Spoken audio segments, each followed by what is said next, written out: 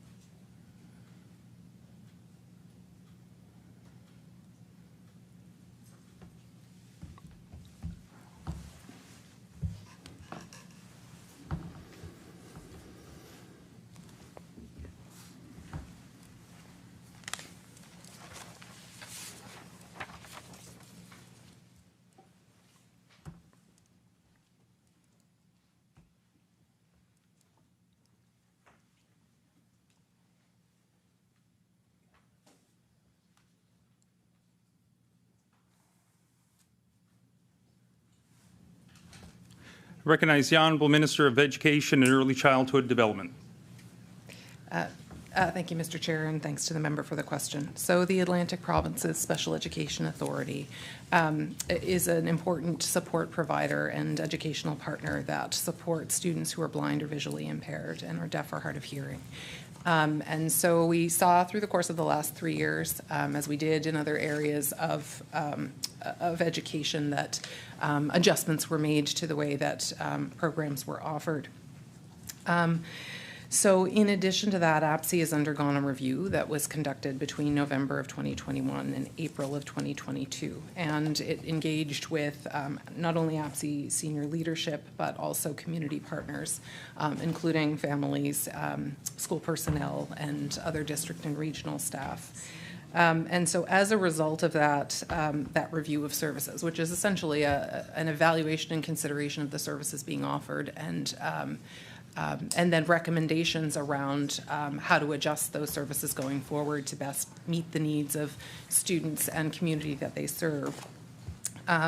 Recommendations were put forward. And so the APSI leadership is currently working and reviewing the recommendations and is working with staff to create an implementation plan. So it is very much a period of transition for APSI, and of course, as a result of that, necessarily for all of the students and families who rely on APSI's support. And we do understand that change is challenging, right? Like even great change is challenging. So, it's challenging in a variety of ways. First is the uncertainty associated with change, but also the transition, because transition itself involves uncertainty and adjustments. So, APSI is working through the development of that service delivery model and working to make sure that the new services that are provided or the adjusted services meet the individualized needs of their students. And part of that will and does include assessments that are being done.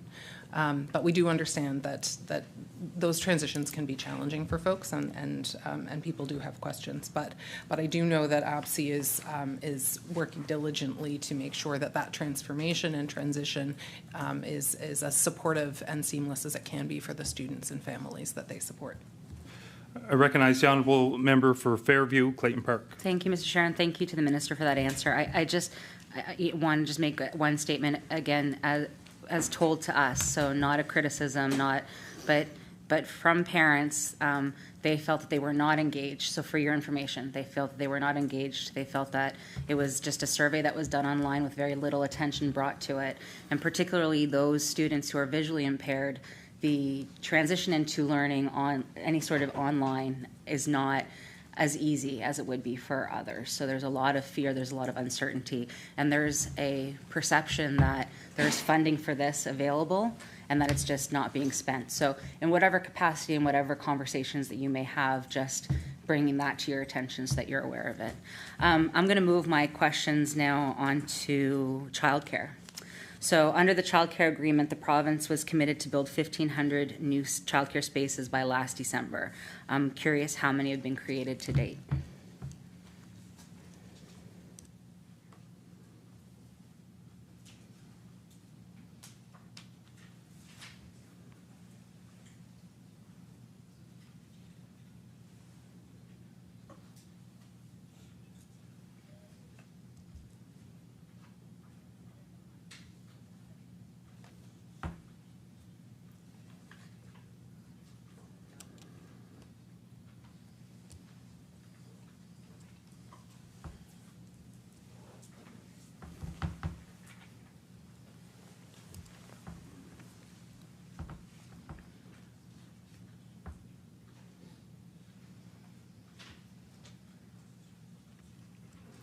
I recognize the Honourable Minister of Education and Early Childhood Development. Thank you, Chair, and thanks to the member for the question. I am always excited to talk about childcare.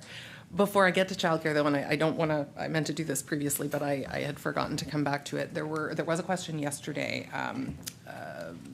based on 8.8 of the page 8.8 of the estimate relating to the French programs and services, and the question was around the variance that we see there between the estimate and the forecast, and then again the estimate for the coming year. I want to come back and provide some more information around that because I didn't have a lot to share yesterday. So to explain why we saw the variance between the 2022-2023 estimate and then the forecast, the majority of those funds actually were funds provided by the federal government late in the 2021-2022 year. So they didn't get captured in the previous year. They were captured, therefore, in 2022-2023. So that's why we see the bump in the forecast. And then we go back down again in our estimate for 2023-2024 because we're back to kind of that baseline. So that's where that extra funding comes from. It's as a result of that late transfer of funds from the federal government and then some provincial matching that was associated with it. And then in terms of what that funding was used for, a number of things. So we got to see a variety of improvements and investments into our French language programming as a result of that funding. So as a result of that, we saw more French books provided to classrooms for students to use. We increased the capacity of virtual learning in French by adding core French courses to that program, which is very, very exciting. There's also an opportunity to expand current supports for students and parents in French, such as through Skills Canada, like the Try a Trade program, just fabulous as we work to expand access, awareness and knowledge of trades in schools. We need to be mindful of making sure that that work is inclusive. So that was an opportunity to expand that Try a Trades program and provide additional access to that in French. There were also investments made in junior improvement, some investments supported through the Black Cultural Center, and a variety of other programs as well. So I just wanted to provide more detail because I just thought it was important to share that. I recognize the Honourable Member for Fairview, Clayton Park. Sorry, just so going back to the question of how many childcare spots have been created to date. I recognize the Honourable Minister of Education and Early Childhood Development. Thank you. Thank you, Mr. Chair. So The question is around how many childcare spots we've created to date. And so I am really, really excited to be able to report on the progress of this. It's a huge piece of work. It's a huge transformation and a complete shift in the sector in terms of how we operate, how we support families, how we support parents, and how we support youth and children. So over the last year, we've created 1,100 new spaces across the province. And so those are childcare spaces that run the gamut in terms of where they're located in their province. So there are spaces throughout the province. They are spaces in a variety of different childcare settings. So they are in day home providers. They are also in our child care centers, and some of them are also in our before and after care programs. And they are spaces that are available to children of a variety of ages as well. So in that number, we include spaces for infants, for toddlers and preschoolers, and for school-aged children.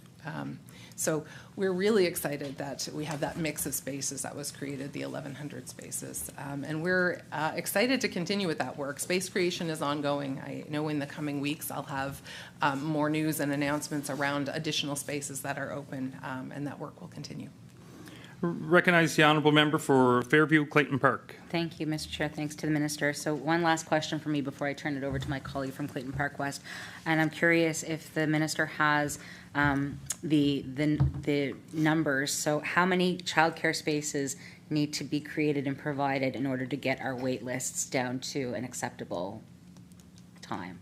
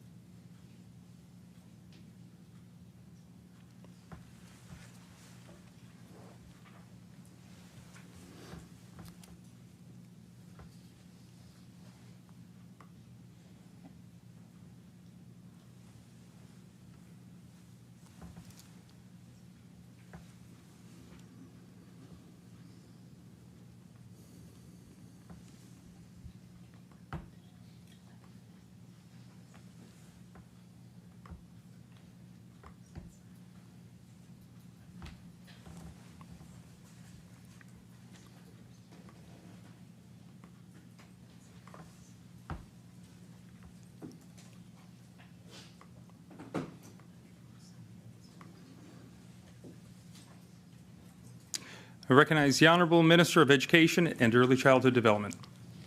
Thank you, Mr. Chair, and thanks to the member for the question. So our Nova Scotia, Canada-wide early learning agreement calls for the creation of 9,500 spaces. So that work, in terms of estimating how many spaces would be needed, was done prior to our government taking office. That's the target that we have under that agreement, and that's the target that we're working towards. Ultimately, so what does that mean? I mean, the goal is that we have accessible, inclusive, high-quality childcare that is available to all Nova Scotians who need it. And so it may be that the case that number is something different at the end by the time that we've built them. But the goal is to meet the needs of all Nova Scotians who require childcare. And so that's really what the work is about. And I think it's important as well to understand that we really can't talk about the creation of spaces in isolation. So it's not as simple as just the matter of building the spaces, because all of the work of this transformation needs to happen in conjunction to support those spaces to operate. So we can build the spaces, but if we don't have the workforce to support the spaces are meaningless and not helpful. So in addition to the work of the opening of the spaces, so that's the building of the facilities, it's the ensuring that we have the fixtures and the features and the toys and the loose parts and all of those physical things that are required to have an enriched space. For our infant spaces, it means ensuring that the sprinkler systems are as they need to be, and the appropriate cribs and all of the other accoutrements are present. That's the physical work that goes into it. In addition to that, we need to make sure that there's ECEs to fill those spaces and to support the students. So we need to do all of that hand in hand. So as we've opened spaces, we've also been working on those things, and you've heard announcements associated with that. So over the last year, we increased we increased funding to support ECE raises. So we raised the salaries of our ECEs by 14 to 43% for the majority of our ECEs. We've increased operator funding to ensure that they are able to be responsive to this, and we've decreased fees. So I did want to talk about all of those things in the context of the spaces, because it's really important to understand that we can't get out ahead in one of those areas above the others. We need to do all of that work in conjunction to support the smart and strategic expansion of the childcare sector and transformation of that sector. I recognize the honourable member for Clayton Park West. Recognize the honourable member. Thank you, Mr. Chair, and thank you to the Minister. If I may, just to continue on what my colleague started about APSI, I have some information, in fact, that I met with the young 17-year-old Kaylin Lloyd back in January 17. He's actually from the Valley, a huge advocate for APSI, an incredible young man who is just finishing high school. He's in grade 12, going to university soon. And he said to me, and I have it in my notes actually, parents did not receive that survey at all. Only 2% of parents gave information. So if I could just advocate for you to meet with this advocate and to learn more about what's happening in APSI. There is information that you should know, and there is money that's said, but what he is advocating for is the services that were in Halifax to teach them how to cross a road, how to cook an egg. When you're blind, these are safety issues and very important. So if I may, I will reach out through your assistant and make an appointment with you or the deputy to just listen to what he has to say and advocating for APSI. And it's wrong what is happening. This is a safety issue for APSI. Now, back to my questions. Yesterday in your opening remarks, I believe you said there is 241 million for capital for building. If you can just explain to me, I'm of course going towards the new school in Clayton Park West, I'm hoping, just to know what is budgeted in this year for that school or a school in that area if the land turns out to be suitable for the school. What has been budgeted for the school in Clayton Park West?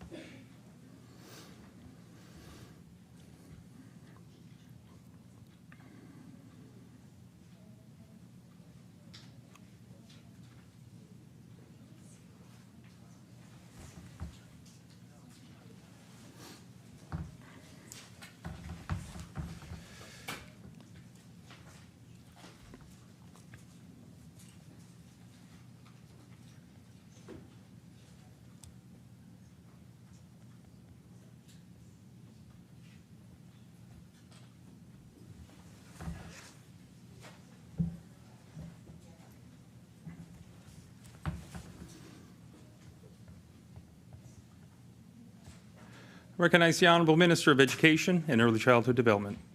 Thank you, Mr. Chair, and thank you for the question.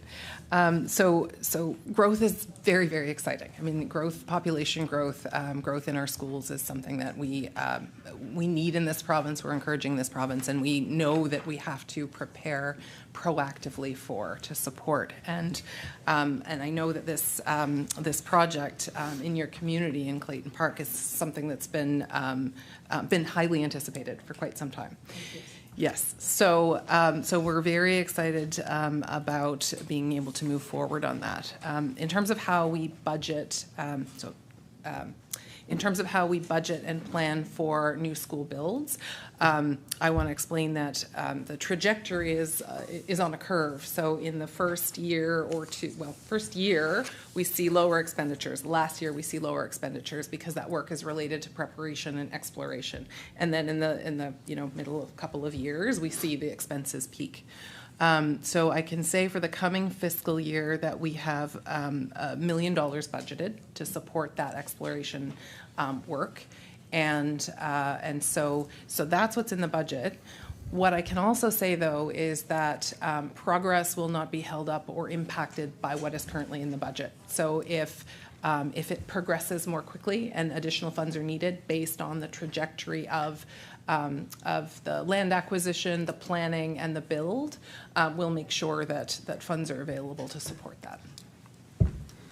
I recognize the honourable member for Clayton Park West. Thank you, and thank the minister. So in general, an expectation for how long will the school, when would we see shovels in the ground, and how long does it take to finish a school with what we're experiencing now with shortage of labor and I don't know if material is still an issue, I'm not sure.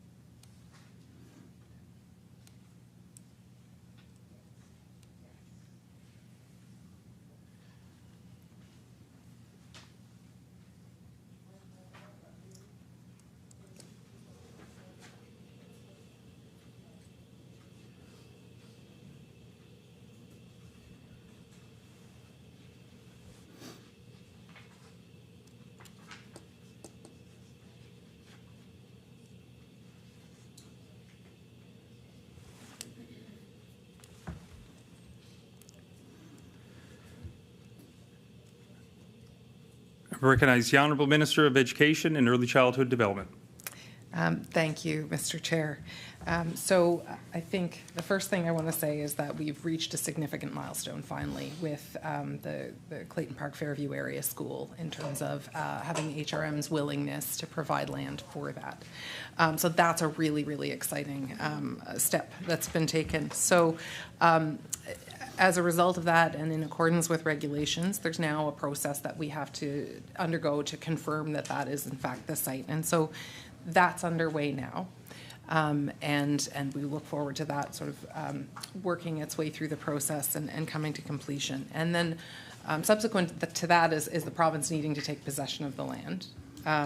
And then once that's all in place, the step after that is to have a design build. And so that means going to tender to engage with someone to work with, an architecture to work architects to work with, community to work with, the region, to fully understand both what the current community needs are at that moment as the build is being planned.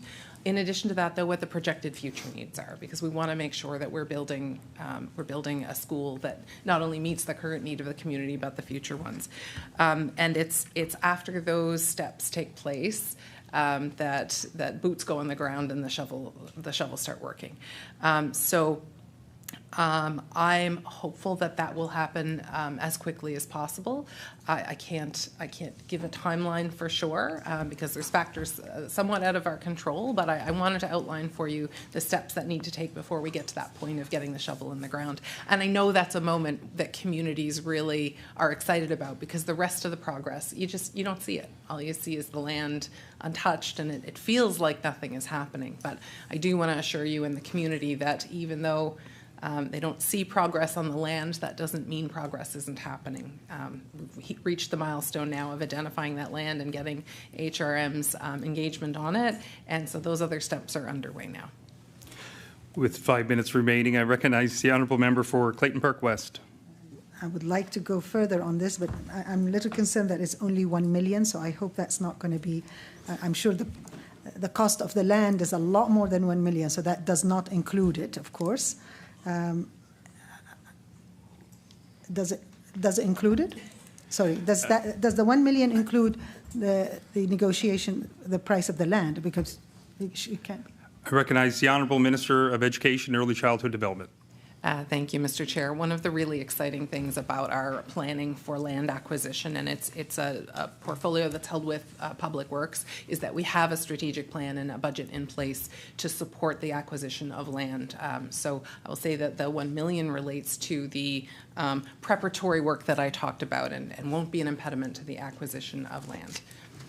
Recognize the honourable member for Clayton Park West. A couple of minutes. So my really biggest issue right now in my riding is Rockingham School. Rockingham School was built in 1922, so it's over 100 years old, was built for 300, it's the small, and literally it is beyond overcrowded. It's 3 times the population.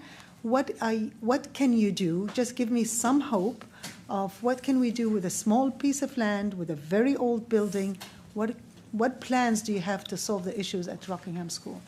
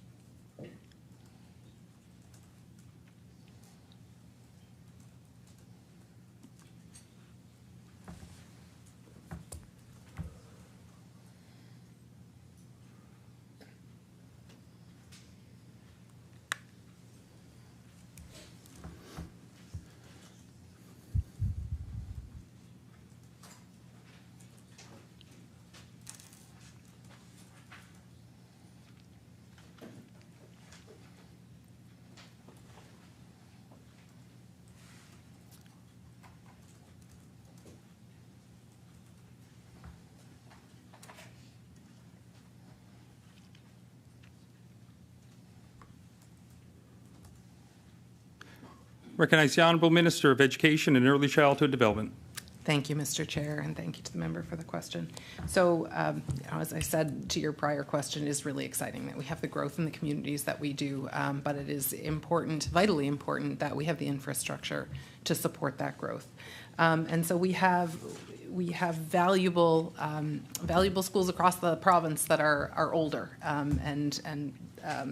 one of the things that I kind of wanted to draw attention to as a result of your question, your identification as of a school in your area in that situation, is we've invested in a number of ways to support growth and to support the preservation of our really important educational infrastructure. So one of the things that we've done this year is we have increased our capital repair budget from $6 million, which was what once was the budget that we used across the province, to $30 million. So that is a significant increase in the capital repair budget that will allow us to invest in more proactive repairs and maintenance, capital repairs and maintenance in our older schools to better support the preservation of those schools.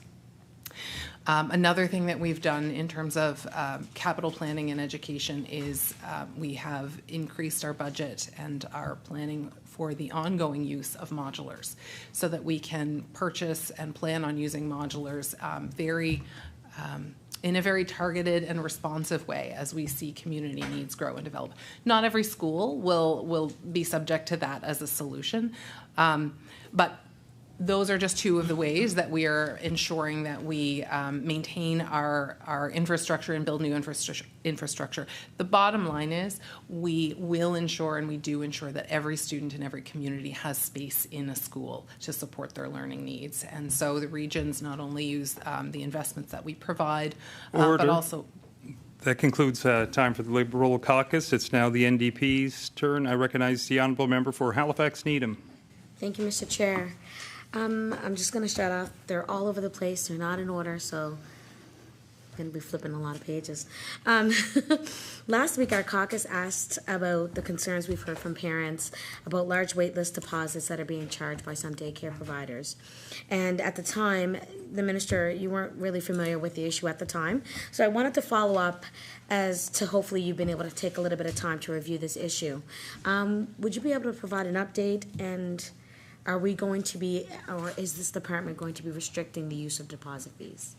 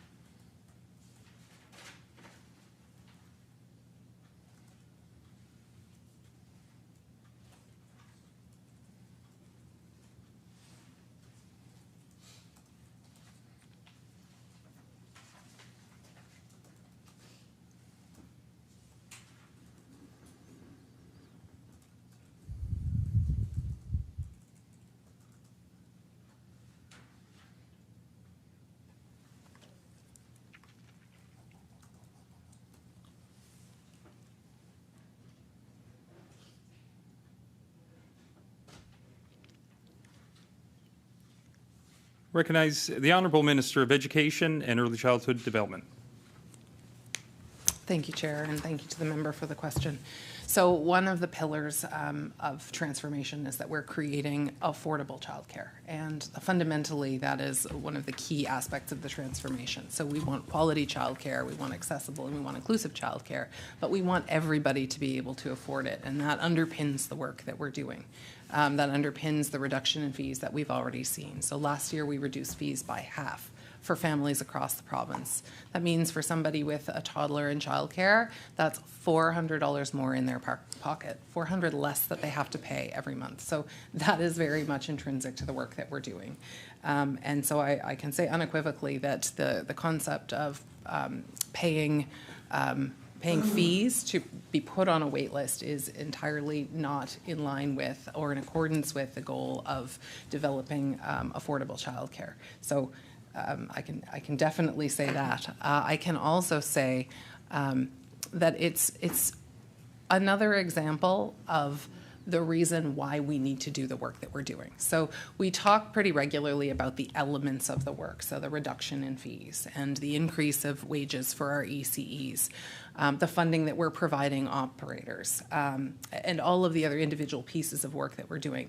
But stepping back from that, we are fundamentally transforming the entire sector. We're going from a market-driven sector that has been piecemeal, patchwork quilt of 330 separate centers by all independent different operators, some of whom are nonprofit, some of whom are for-profit or private, funded by a patchwork quilt of grants, with certainly regulation, but regulation that has really been about sort of basic safety issues, not really the kind of thing that we're transforming into. So we're going from that patchwork quilt of a childcare situation to a system that truly cares for and supports all of our families and communities. And that means change in a variety of areas. And so this is an example of a practice that is used by we understand a few operators. They've chosen to do that because they are independent organizations who, in many ways, are able to make independent decisions on their own. And so, this is an example of that kind of decision that's being made. And it's reflective of the system that we had, not the system that we're moving towards. Recognize the honourable member for Halifax, Needham. Thank you, Minister, for that response. Following reports in 2019 that found alarming amounts of lead in school drinking water, the previous minister committed the department to remediate this issue. Can you provide an update on the lead remediation in schools?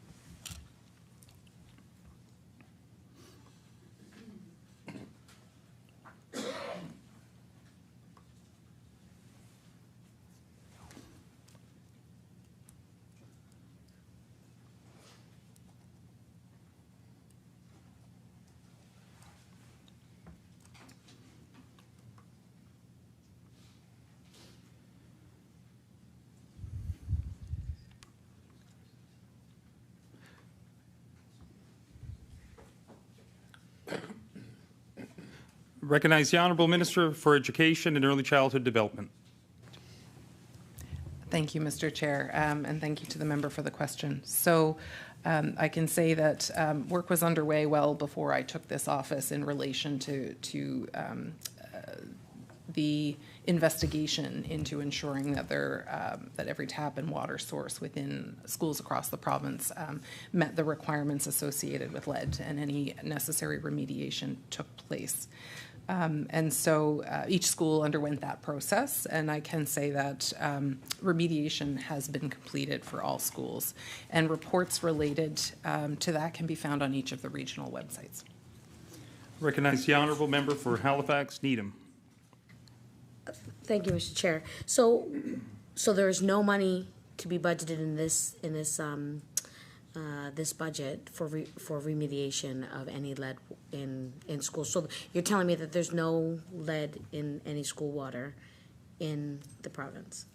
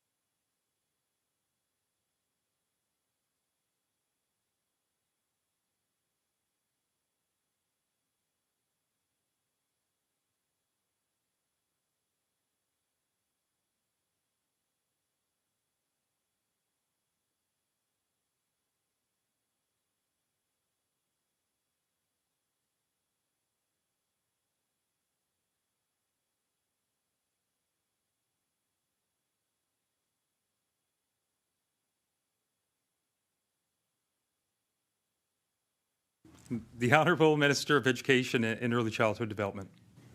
Thank you, Mr. Speaker. So I want to say two things, and I want to sort of compartmentalize them to sort of answer the first question and then put some context to it. So I just want to clarify it. So there's every student in Nova Scotia has access to clean drinking water that meets the requirements in terms of the absence of lead. So I just want to be really clear about that. And then just to provide the context in terms of work that may be done associated with plumbing or pipes. The regions have operational funding to support maintenance like that. So I'm not saying that in the context of the clean drinking water. I can assure Nova Scotians that that's present, but it's so that you understand you're asking about line items in the budget. Part of the public education funding that flows to regions is to support maintenance of physical facilities, and so they have funds available to support that maintenance. The Honourable Member for Halifax Needham. Thank you, Mr. Chair. And I'm just reading on the website, it says that the cost to provide water to 324 schools until the end of the current school year is $1.7 million. So there's 46 schools across the province that do not require outside drinking water. So as we know, like you said, they do have access to water. That is not the issue. It's just, I was just wondering if there were, like all the school taps and the plumbing and stuff was appropriate for the students to be able to, utilize the water in that sense. So thank you for that. My next question is, can you confirm how much the province received last year under the Canada-Nova Scotia Canada-wide Early Learning and Child Care Agreement? How much has been estimated for this fiscal year from that agreement?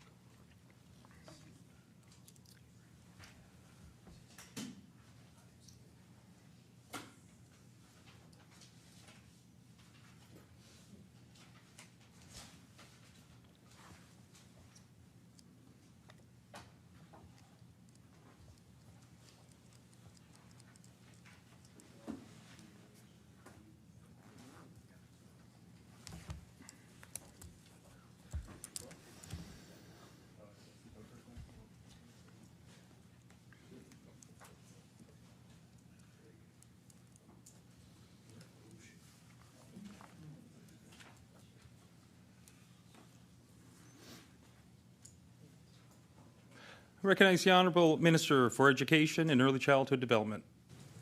Okay. So the budget for 22-23 for the Canada-Nova Scotia Canada-wide Early Learning and Childcare Agreement was $110 million. And the budget estimate for 23-24 is $152 million. Recognize the Honourable Member for Halifax Needham. Thank you, Mr. Chair. And is that the combination between provincial money and federal money, or is that just federal money?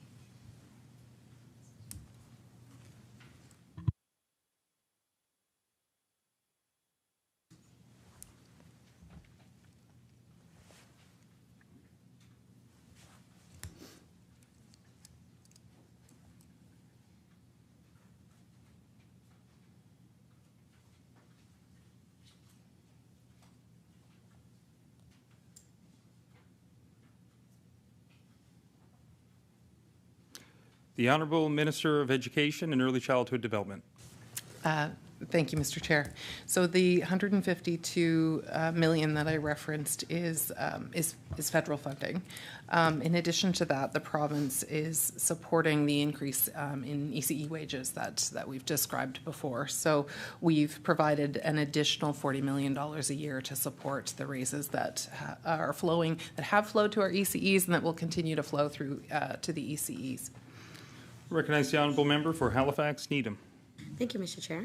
How much of the department's early learning spending is budgeted for the creation of new spaces?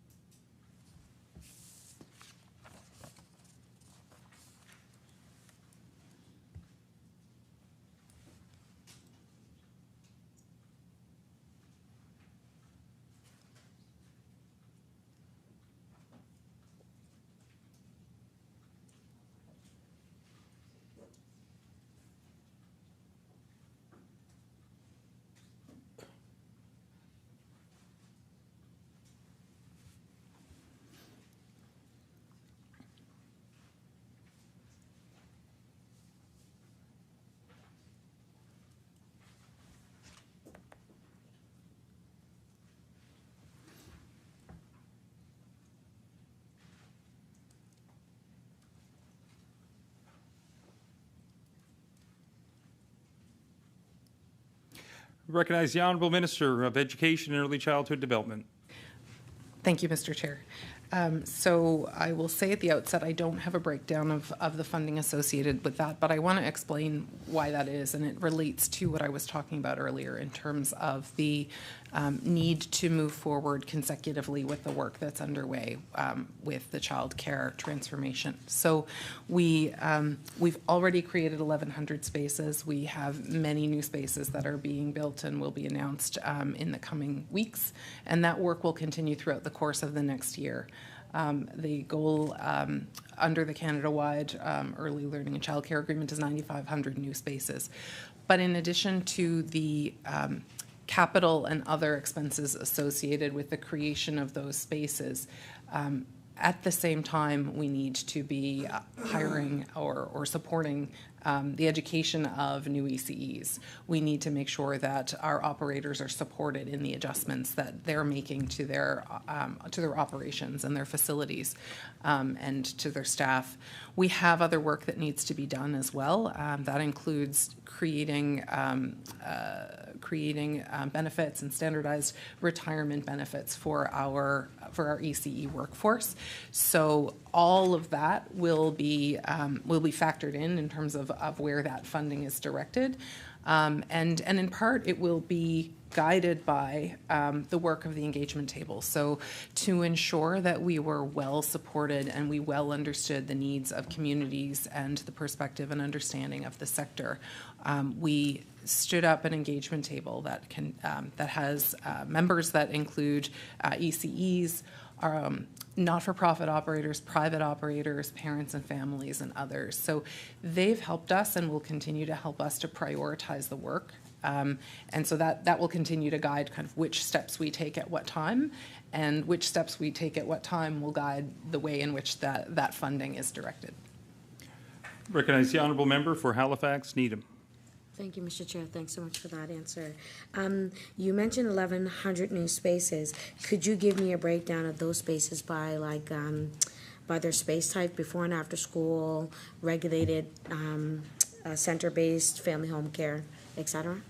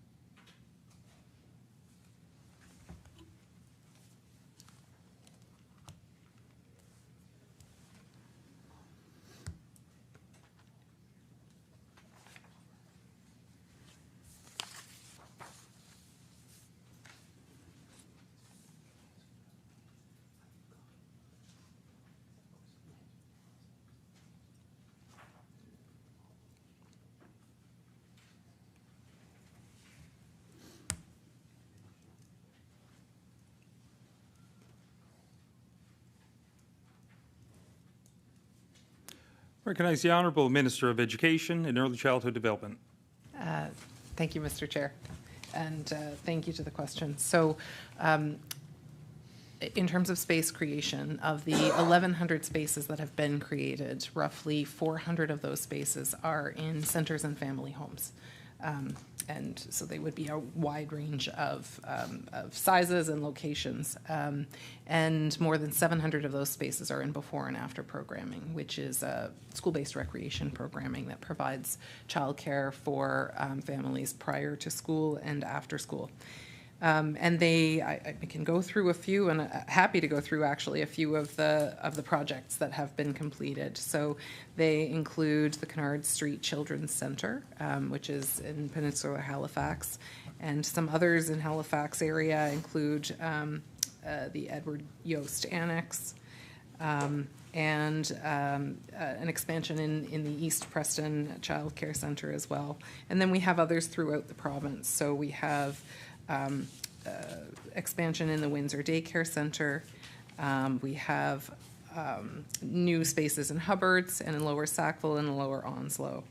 So those are just a few of the ones that have been created. Recognize the Honourable Member for Halifax, Needham. Thank you, Mr. Chair. So, I mean, and when we talk about 1,100 spaces, that is for the province, and that is not really a whole lot of spaces that are opening up, because, you know, if we think about these daycare centers and these operators, you know, just naming the few that you named, I know they don't have a whole lot of actual physical space, so those spaces are probably, they're not a large number within each operating space. So I say this because like you said, there has to be a full scope of things, right? And you also mentioned, it comes down to as well, like having the staff available, having the space for the kids to be there under care, and as well, making sure that we have the proper facilities for these kids to be in these spaces. My question is just something off a whole nother thing. It's in this theme, but it made me think of, like, you mentioned the benefits for the ECEs that are going to be coming up from the funding that I spoke about. Is that coming up very soon? Are they going to be expected to see the ECE benefits from the funding that has just been put forward within this year?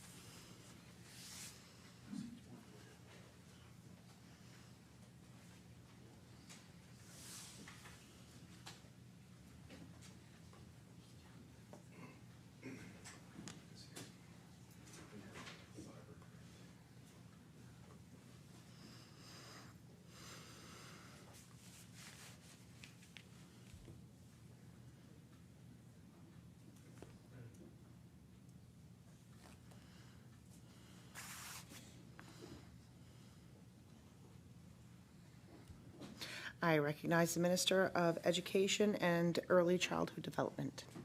Madam Chair.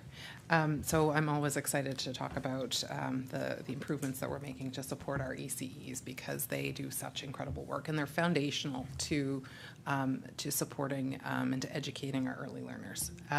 So you'd asked about the benefits and retirement options, and so we've committed to provide those by the end of this year.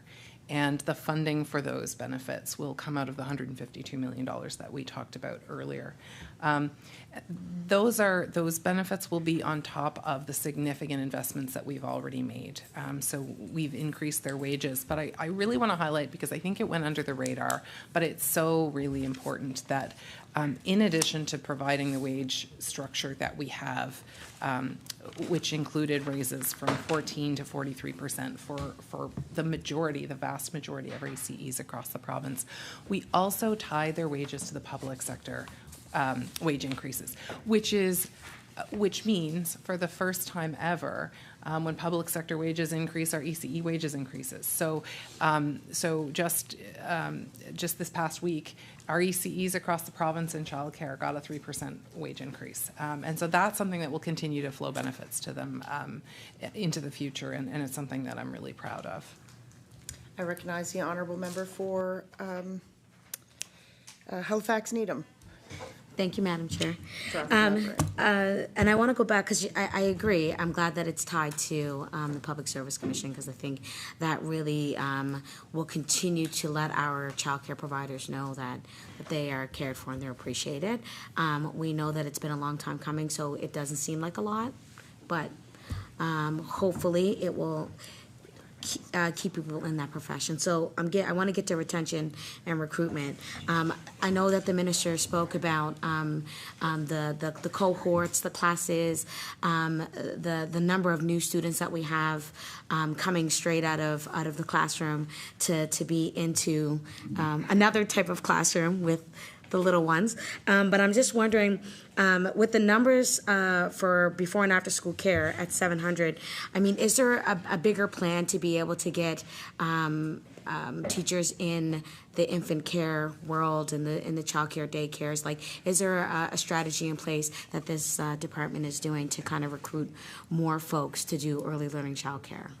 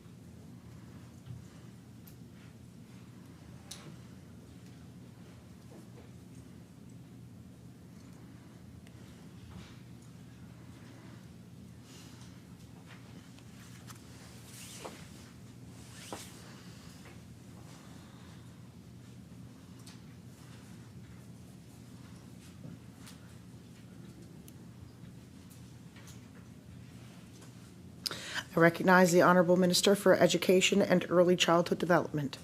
Thank you, Madam Chair. So there are a lot of individual initiatives and investments being made to support and to grow our ECE workforce, for sure. And I want to take a few minutes to talk about each individual one. But before I dive into those sort of the bullet points and the individual details, one thing that I want to say and that I think is really important and exciting is we have to acknowledge that the labor market being what it is, every sector is challenged right now to find workers. We see this everywhere. So we see it in construction, we see it in healthcare. We have a demographic reality, which means that it's more difficult now to find workers in every sector than it was in years past. And so what we have uniquely in the childcare sector is this incredibly exciting transformation that's underway. And this is unlike any other sector. We don't see this in construction. We don't see this in other sectors. We are transforming childcare into a system that people have advocated for decades, reflecting the incredibly important and valuable work that the ECEs and others within that sector do.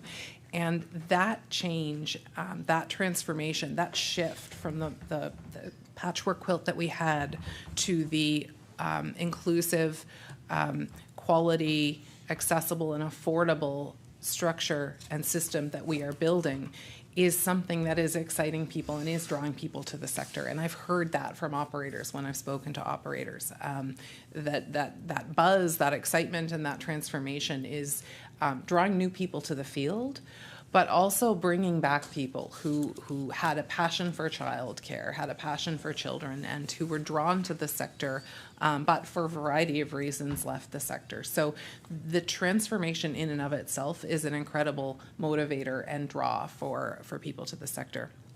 But in addition to that, to that exciting, that excitement that is bringing people back, there's a lot of work that's underway proactively to make sure that we are engaging with students and engaging with people to ensure that we promote ECE as a professional, as an exciting career and as an exciting opportunity. So in July of 2021, the province, we announced a new workforce strategy called Excellence in ECE.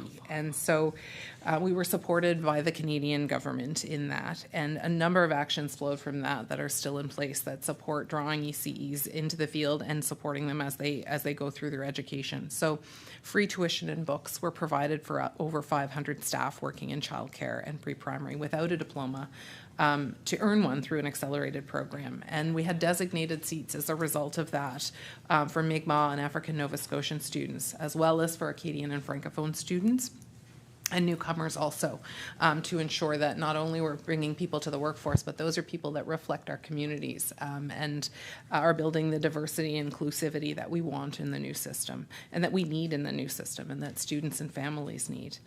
In addition to that, $1.4 million have been provided in bursaries to more than 250 students who are enrolled in full-time ECE degree and diploma programs. We are providing continuing education, funding to childcare, pre-primary, and family home daycare staff who are studying part-time towards their ECE credentialing.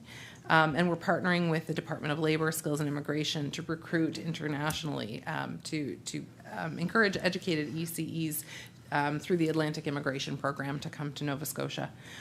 That work is underway in partnership with NSCC and other educators to really ensure that not only are we drawing people, not only are we creating a pay structure and a professionalization, but we have educational opportunities to support those folks in the expansion of our ECE workforce.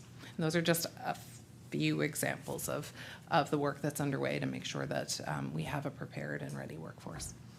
I recognize the Honourable Member for Halifax Needham. Thank you, Madam Chair. I'm glad to hear that.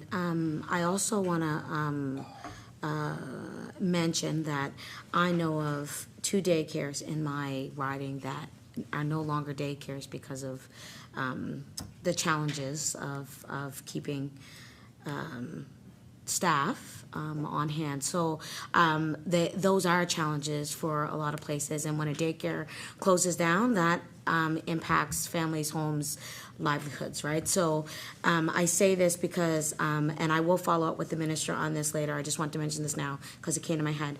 But there is a daycare that has been looking for a space for a number of years since they were bumped out of Joseph Howe, and they are early learning, and I know the deputy minister knows this one, and they have been finding challenges because they are a daycare that actually has multi-abled children, and they don't always fall within that same bracket of childcare scope. So they have the teachers, they have the people that are there to do the work, they just don't have the proper space, so they're carrying children up and downstairs to get outdoors, to have some free playtime.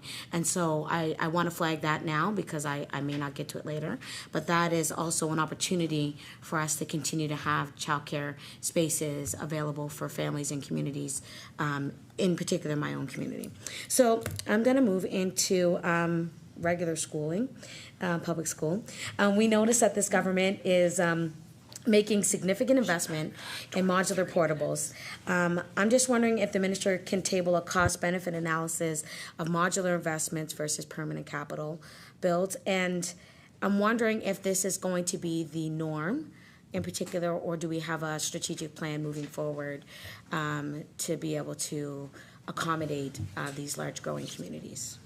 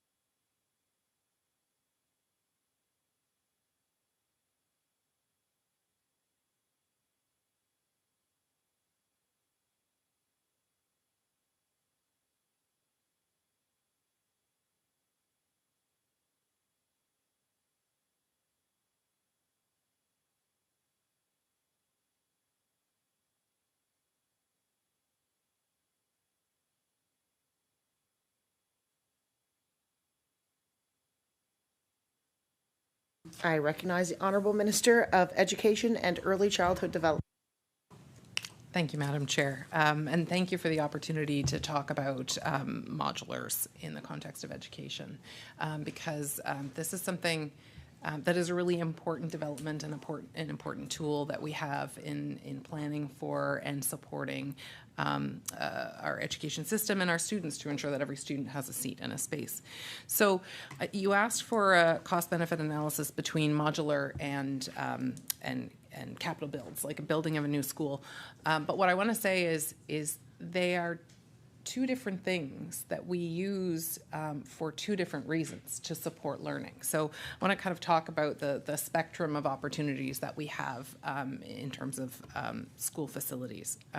What most people are familiar with when we talk about, and what people think about sometimes when we talk about modulars, are portables. And portables are individual classrooms that exist within the system, and they are really a short-term option. When we talk about modulars, though, and these are the things that we have now, $40 million in our budget to be proactive in the purchase of our modulars, this is something very different than what comes to mind. So for school communities who have them, we hear nothing but praise and excitement, because modulars are brought in as annexes, effectively. They are groups of classrooms. They're connected by hallways. They have HVAC systems. They are equipped at the outset with all of the technology connections that they need. They have bathrooms within these units, and they really form a welcome part of the school facility. And so they are, they're very, communities are excited by modulars, and we get great feedback from both educators and students and families alike about the value that modulars bring when they're used in a school facility. So that's one thing that's really important for everyone to understand. They are really great facilities. So that's one of the benefits of them. But the other thing that I want to talk about in relation to modulars is why and when we might use them. So unlike a new school build or a significant addition to a school, which requires years, modulars are something that we can stand up very quickly. So it's a matter of months to get modulars stood up on a school site.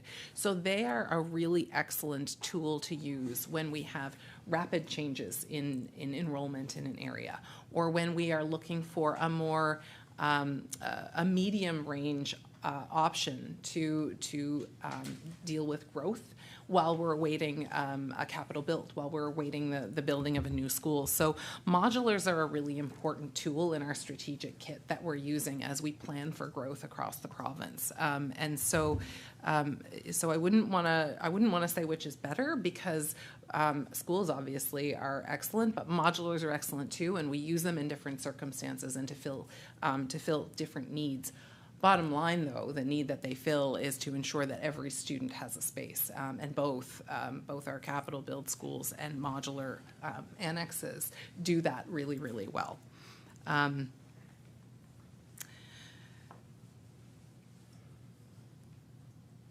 So I think I've covered the modular question. I just do want to reinforce, though, that they're an important element of a growth strategy, one of many elements of a growth strategy to help us be nimble and flexible when we're responding to growth needs in communities. I recognize the Honourable Member for Halifax Needham. Thank you, Madam Chair. And I do, I'm grateful that there are spaces for children to actually be able to have a spot to learn, because we know that with this growing population, there are larger numbers than we had ever expected to have in different pockets of communities. And I mean, a modular is better than nothing. So, I mean, obviously, and every child deserves to learn and actually have a space to learn in. I wanted to ask that question because probably about 5 or 6 years ago, that was something that was used not as much. So we're utilizing these adaptations more than expected, and I'm wondering, and this is another question for another time. This is a different thing, because this could go on for a while. So I'll go into another question, but I thank you for that, Minister. According to the timeline released earlier this year, it was expected that a contract would be awarded to the for the construction of St. Joseph's A. McKay by the end of March. So I'm just asking, can you confirm if a tender has been awarded so that, you know, we can look forward to a school completion date of September 2024?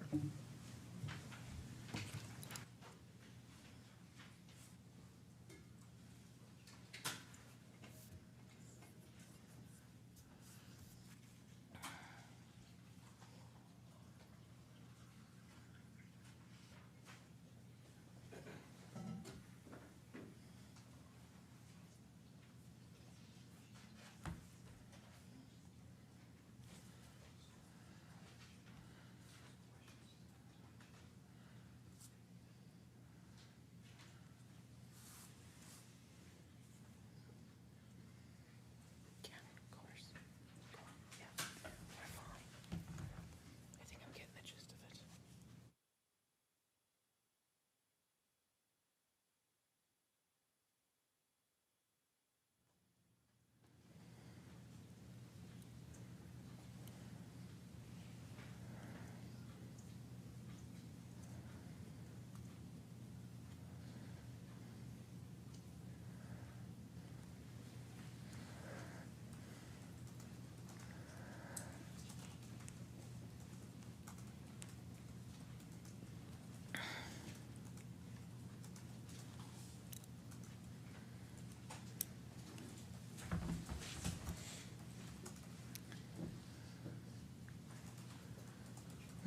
I recognize the Honorable Minister for Education and Early Childhood Development. Thank you, Madam Chair. So I know that the community is excited about St. Joseph A. McKay. So it's a new PP to 6 elementary school. It's a consolidation. I'm very happy to report that it is out to tender with a closing date of April 6th. And it's a really exciting project. It'll be amazing for the community. It's really exciting because there's a child care center as part of it. So we also, in addition to the community, are looking forward to that progressing.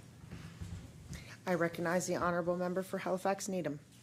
Thank you, Madam Chair. And I just have a quick question about the child care center that's included. I'm curious to know, is it a child care provider from the community, or is it a separate child care provider that is specifically from the department? Because there are a number of them that are in the community, and I'm just curious to know, has there been consultation with community operators about this change?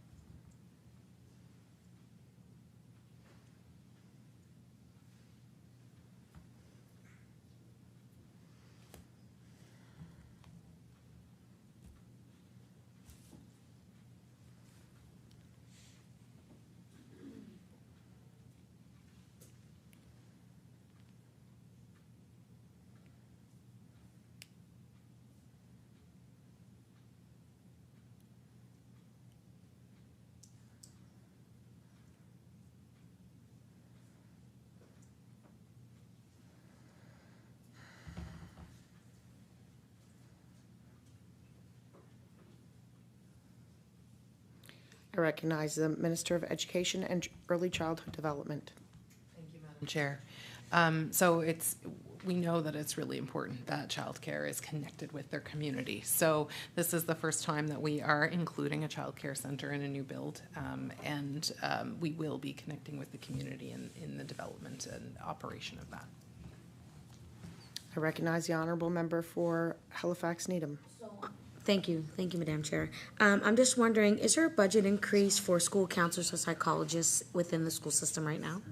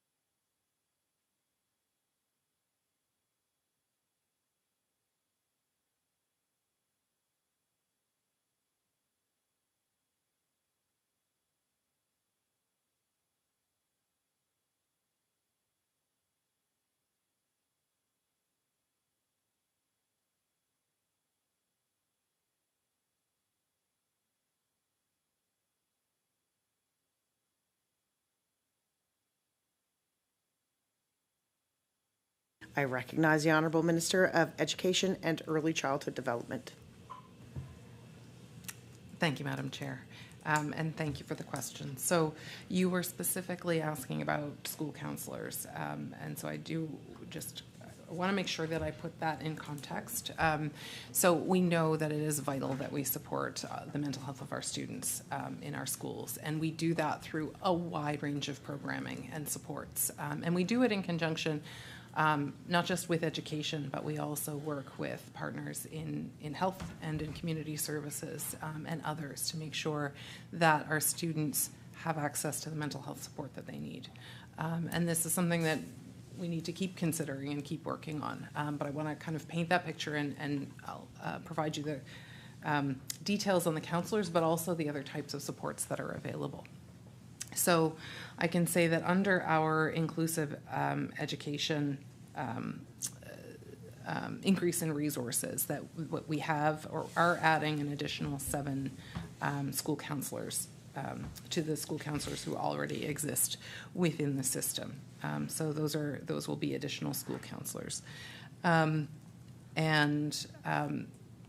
so within that inclusive education, so I want to kind of break it down by pocket, but it is important to understand that there are so many varied programs. So those are inclusive education positions, counselors within that.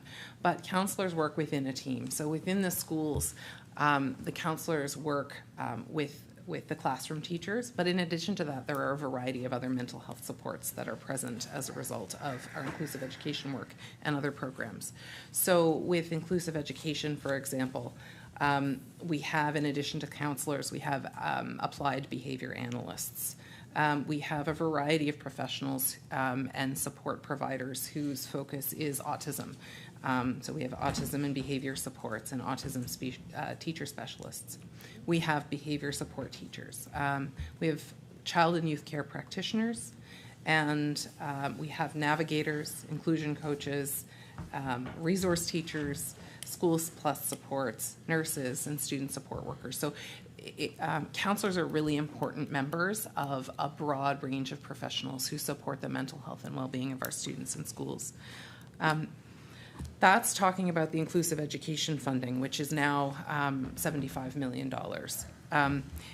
But we also need to talk about, and it's important that we understand that Schools Plus also provides additional mental health support and other supports within our school team. So we have Schools Plus mental health clinicians, and they provide things like individual and group therapy. And so our Schools Plus funding is separate and apart from the funding that is associated with inclusive ed. And it's supported, it's really a partnership between education and those other departments. We have adolescent outreach services, which are present and support our schools and youth in not just school settings, but other settings as well. And they are present in all of the regions. In addition to that, we have schools-based youth health centers, which are important supports in our health promoting schools. Those are, again, another example of partnership between Department of Health and Wellness, the Department of Education, Nova Scotia Health, the RCEs, the CSAP, and others. So that's just a small picture of the types of mental health supports that are available in schools that support counselors and others to do the important mental health work. So I recognize the Honourable Member for Halifax Needham with a reminder that she has 2 minutes left. Thank you, Madam Chair. So I'm really glad to hear that from the Minister about the funding for inclusive education. So my question will be, I'm curious to know, have you implemented all of the recommendations from the inclusion report from 2018?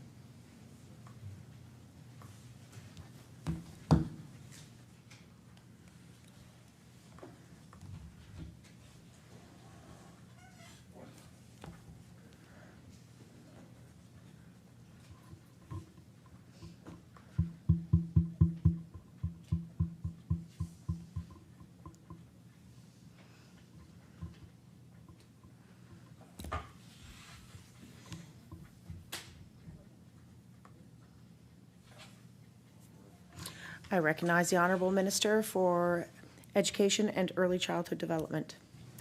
Thank you, Madam Chair. So one of the items in my mandate letter was to report on the progress associated with the recommendations relating to inclusive education. And so we will be reporting on and providing an update on that in the very near future. I recognize the Honourable Member for Halifax Needham with approximately 40 seconds left. Thank you, Madam Chair. So is that a no right now, or is that still working on it?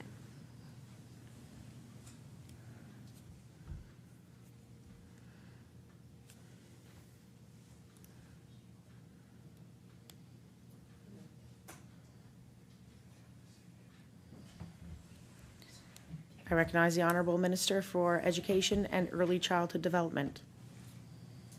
Thank you, Madam. Not to say Speaker, Madam Chair. Yes, so we will be reporting on the progress associated with the recommendations related to inclusive Order. education.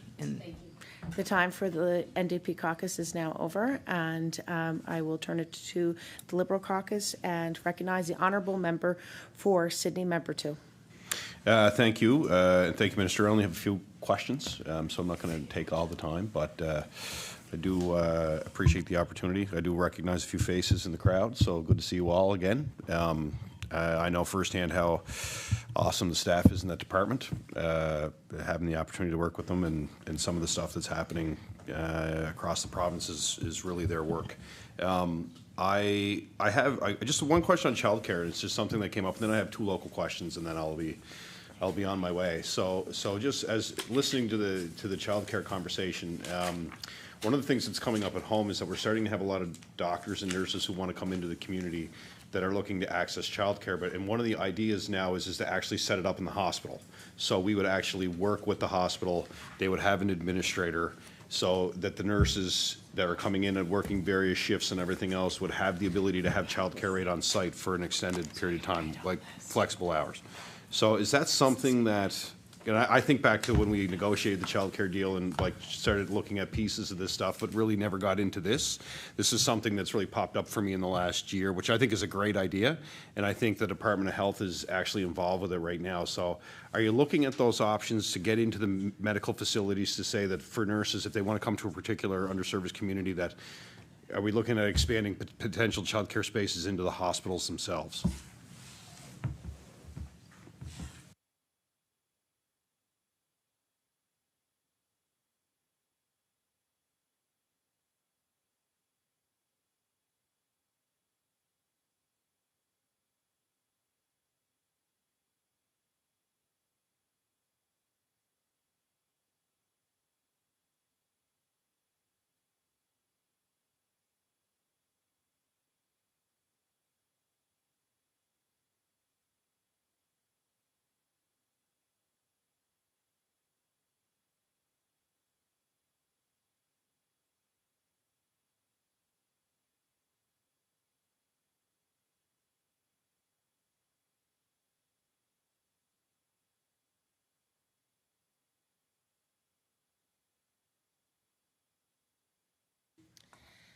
I recognize the Honourable Minister for Education and Early Childhood Development. Thank you, Madam Chair, and thank you to the member for the question. So the question was, are we giving consideration to standing up childcare options to support our healthcare workers, shift workers, and the unique needs that our healthcare workers have? And I'm very happy to say we're already on it. So this is something that I directed the department early on, and they have been engaged with Department of Health to look at options for exactly that. So we know that inclusive, accessible childcare means that we need childcare that's available when people work. People work all sorts of shifts, not just 9 to 5. And so that's one of the areas in which childcare has been challenged in the past, for sure. And it's been challenging. I've spent time, I have been a shift worker. It is a challenge for shift workers to find childcare. So as part of the work to support the work that Department of Health is doing to support our healthcare workers and to recruit healthcare workers, we are absolutely looking at options and working actively to create some options and some pilots to support healthcare workers in obtaining childcare. I recognize the honourable member for Sydney, member 2. Yeah, that's great. Yeah, this came up. This came up with actually some of the healthcare professionals in Sydney, and there's actually options. I find when I get into estimates, I don't do a lot, but it's more of a conversation for me. I'll ask a few questions along the way, that there are some daycares that actually are willing to make that expansion into the hospital. So I just, I put a plug in for them that the infrastructure is there and the people are there, and I'm happy to provide the names to the department if they want them, for folks that have proposals that want to actually have the conversation with the department about it. But specifically with the regional, I think logistically they're set up to really take this on, and it would be a huge help because of course we all get the calls. Minister, you get the calls. I get the calls as local MLAs that the more options we can provide, the better, and that was the whole premise of the national partnership. But the healthcare stuff, I think that you can be really. It can be really unique to help really support those medical professionals. So that was my broad question. Now I have 2 local questions that I'm going to leave you be. So the first one, I'm actually asking for not only me, but the member from Cape Breton East, and I wish he was still here because I would really have laid on the fact that he's got so many families in his community. I'm talking about the French school in Sydney. So there's been a local issue, as you may be aware. The French school also, that building also encompasses a swimming pool that the Kiwanis has run for decades, but it actually falls under the Department of Education. And there's been some infrastructure issues with the area for the kids outside. I've sent correspondence to your office on this, but there was some talk about trying to get those repairs put in the budget, so we can finally put this issue to rest. And get that building repaired so that we can reopen the play area for the kids at the French school in Sydney. So, I said it in the media too as well. It's located in Sydney, but it really services the entire CVRM, and a lot of the folks actually live outside of the greater Sydney catchment area. So, can I get an update on if those repairs are going to be in this year's capital for school repairs?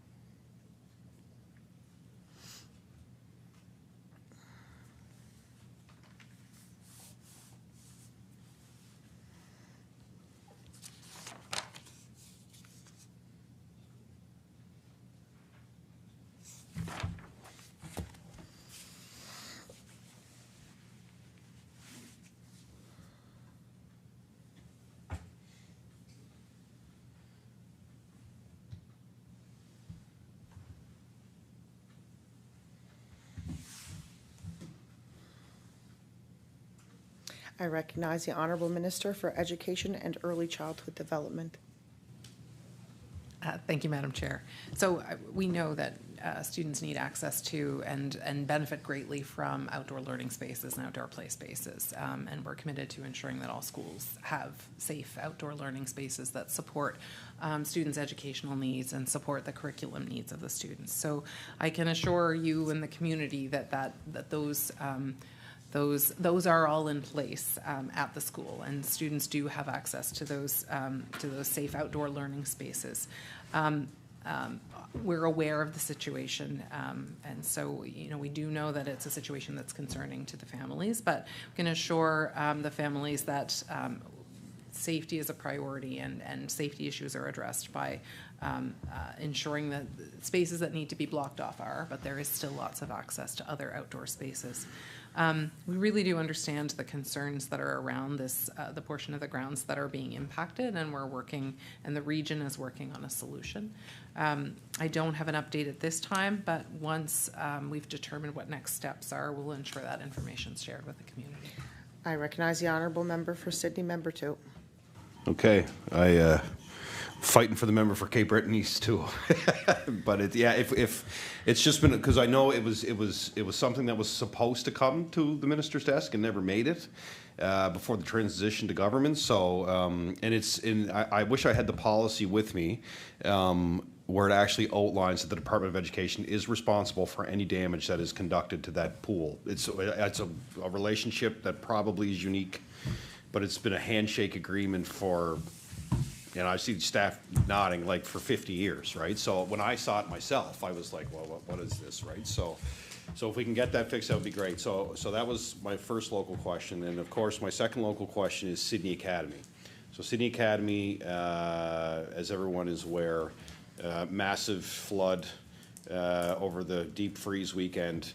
And as we know, the cleanup's ongoing. They were shifting students in and out.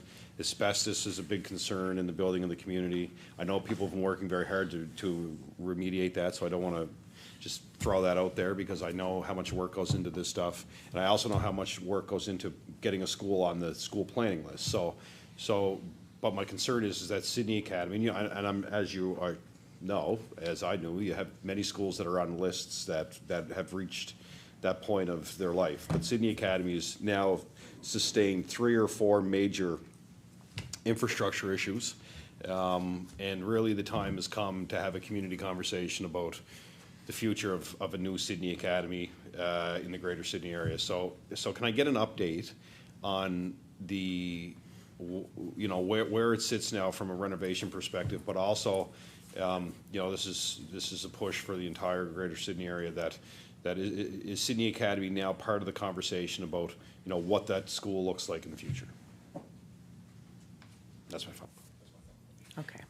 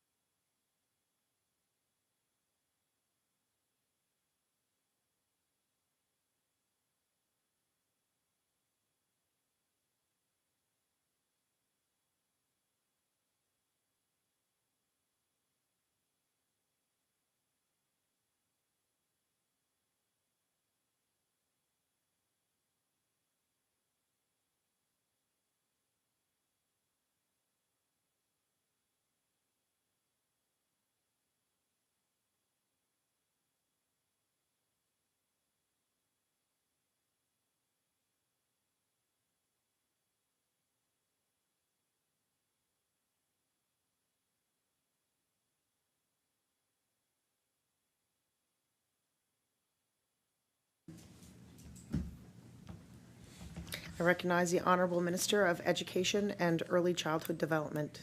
Thank you, Madam Chair, and thank you to the member for the question. So we know that that experience was a disruptive experience for students and staff.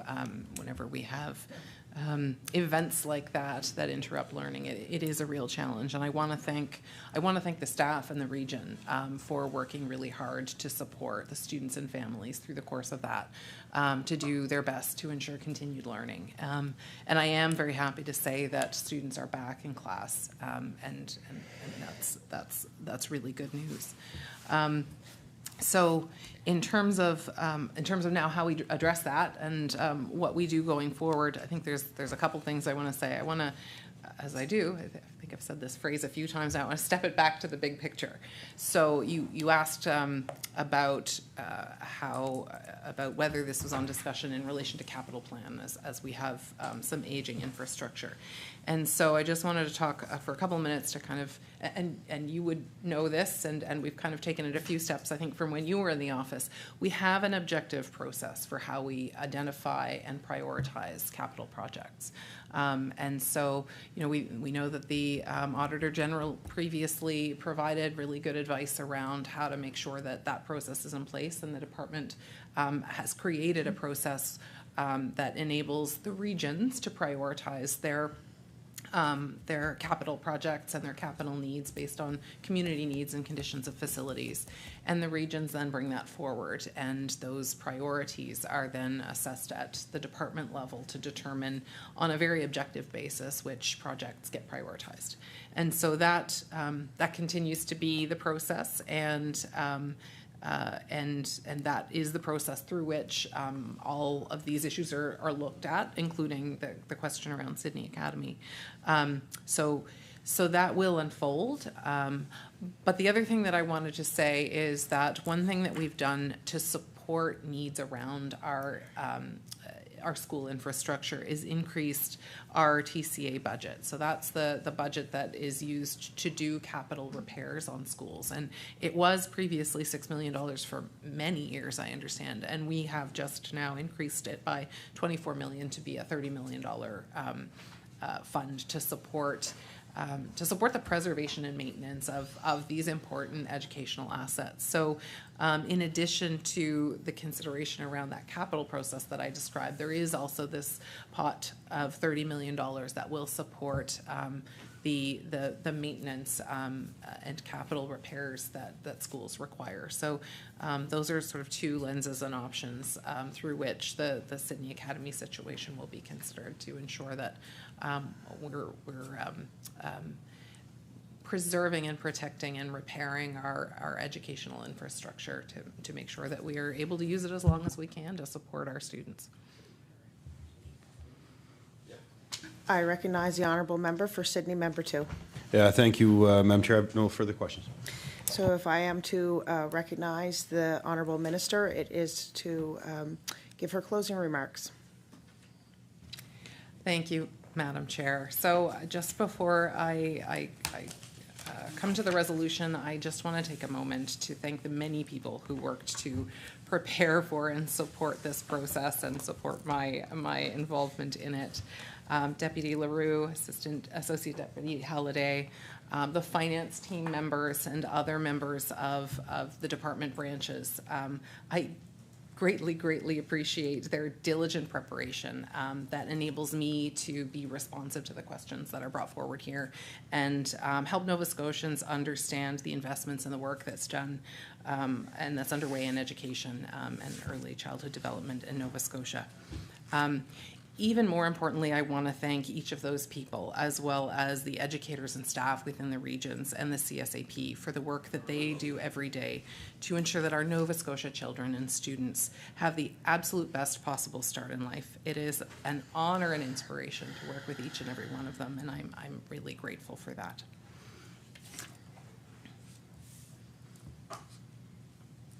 So turning to the resolution.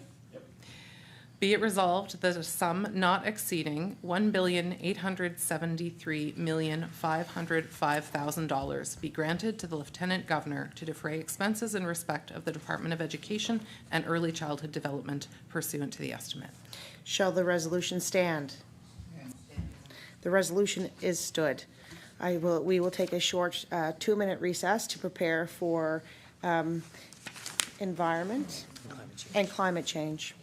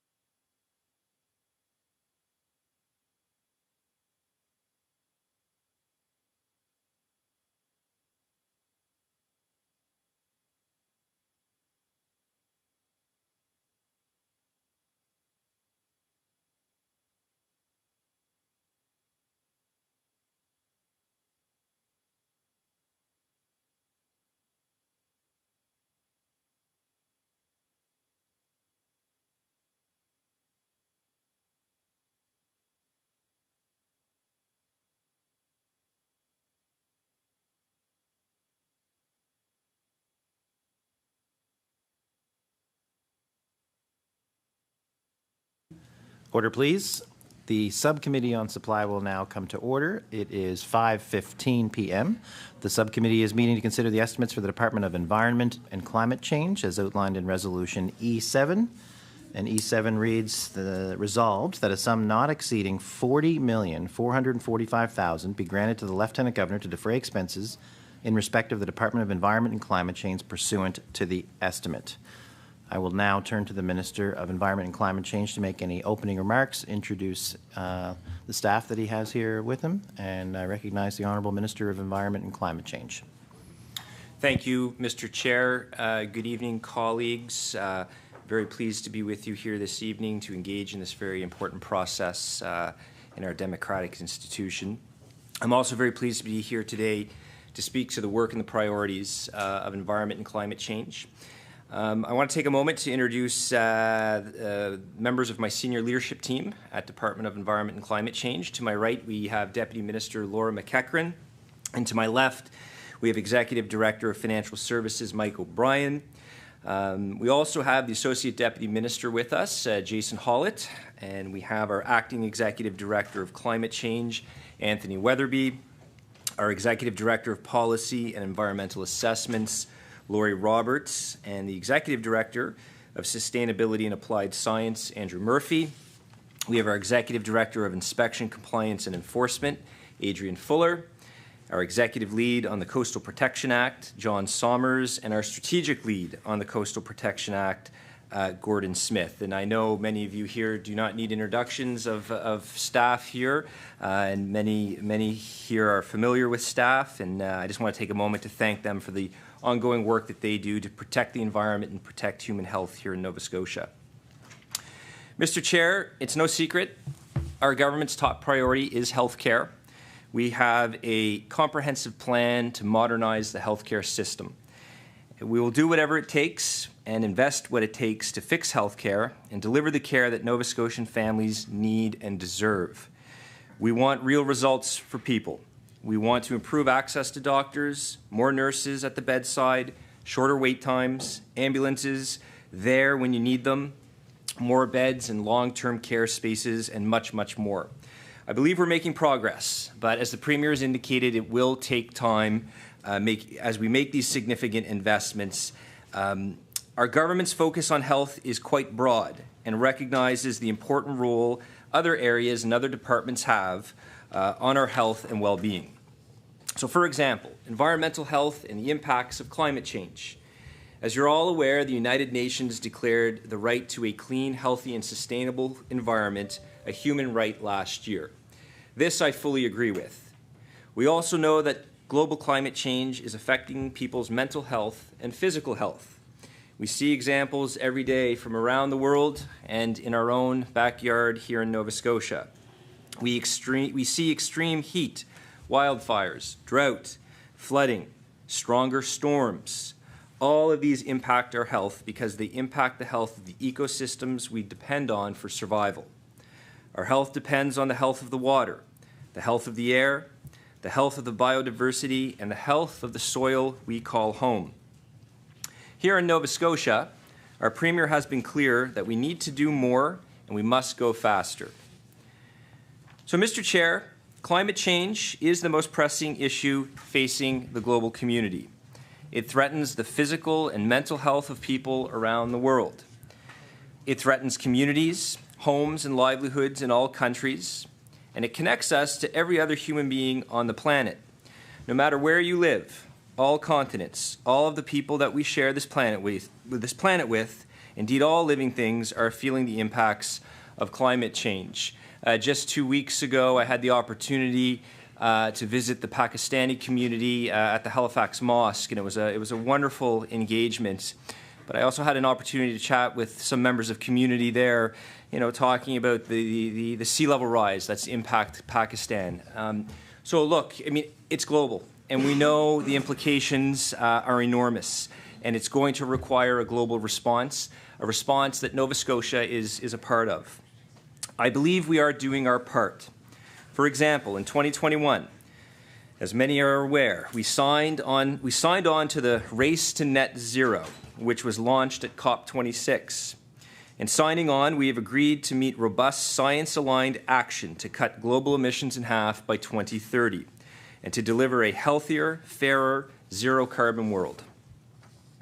Our government is taking urgent action to reduce our greenhouse gas emissions, move our province to a cleaner and more sustainable future, and achieve carbon neutrality by 2050.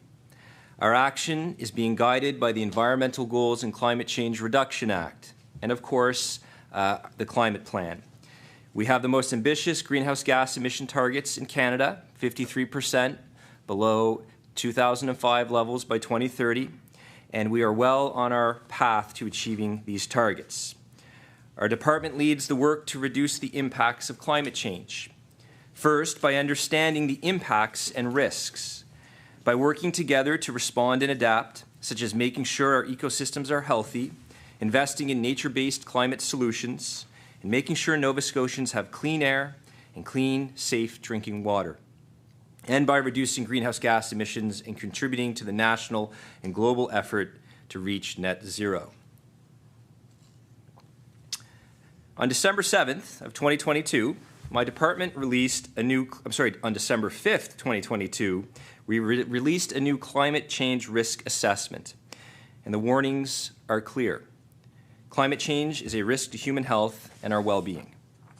The data and research from the risk assessment also show what Nova Scotians can expect by the end of the century if further action is not taken. As indicated in the risk assessment, we know over the next decade, flooding is going to be the perennial key issue that is going to have to be dealt with. And as we get into the 2040s and 2050s, the risk assessment is telling us to prepare for the extreme heat that Nova Scotia will encounter.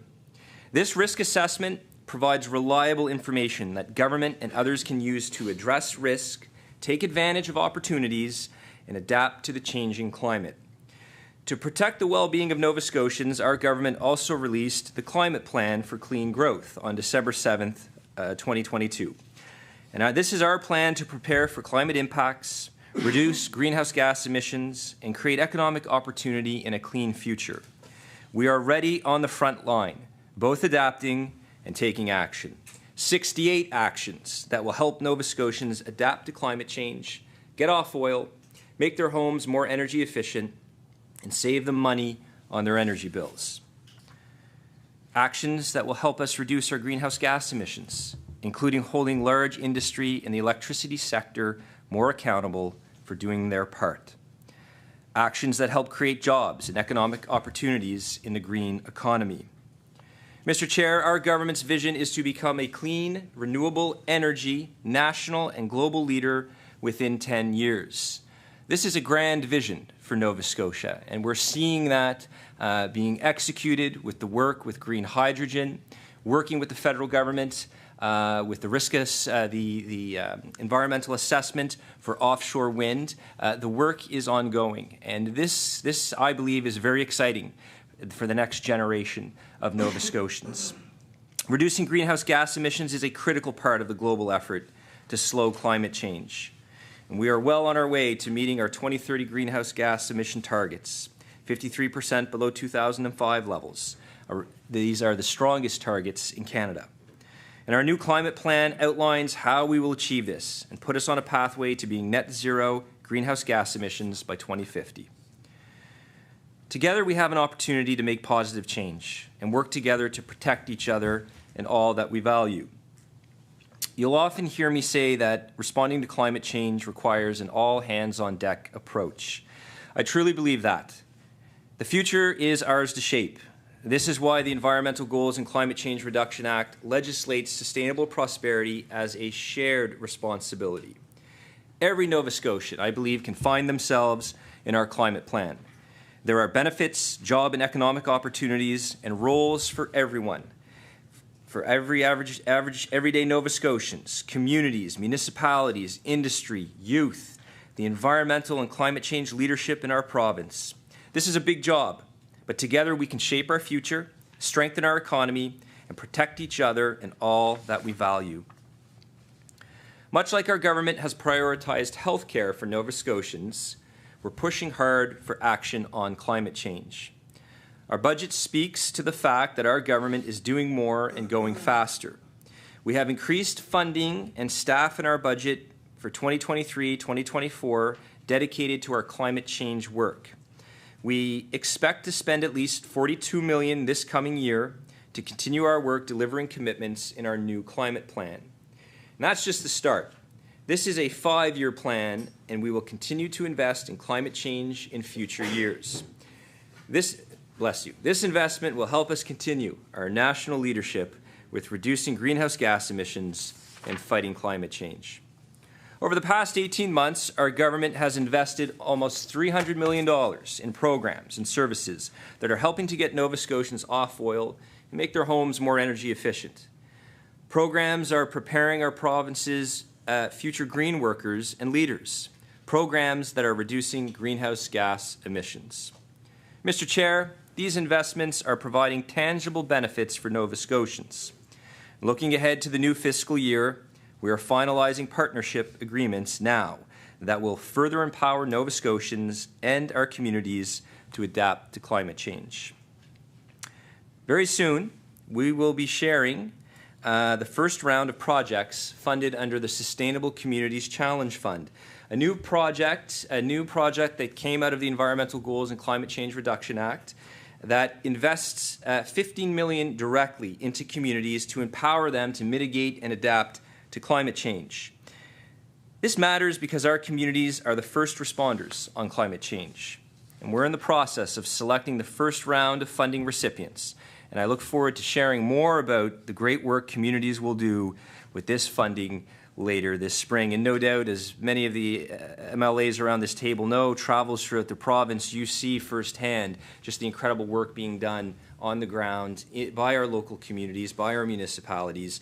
And this Sustainable Communities Challenge Fund will only strengthen and enhance the great work that's being done.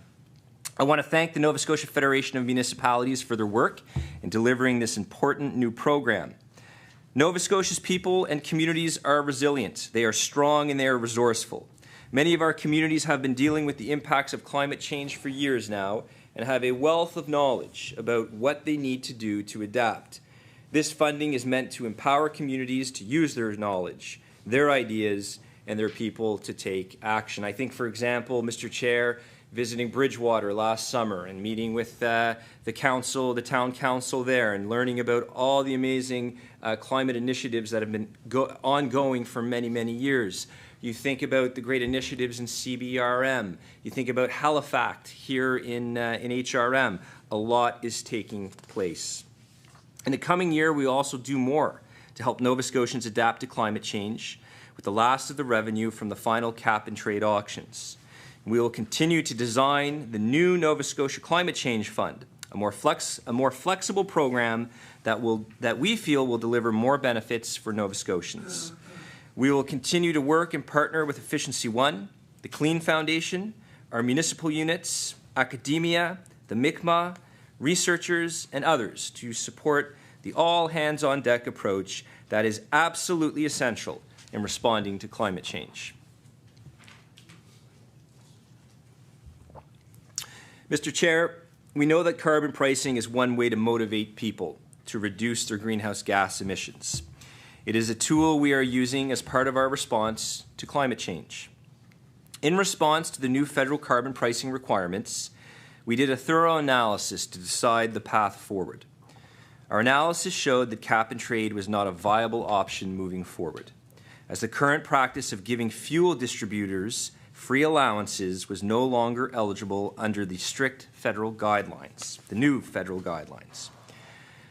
Our government is committed to meeting the new federal requirements and continuing our national leadership to reduce greenhouse gas emissions.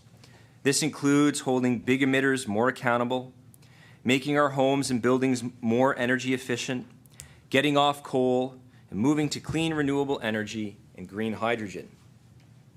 Earlier this year, we finalized the first series of regulations for Nova Scotia's new carbon pricing system, the Output-Based Pricing System, or OBPS for short.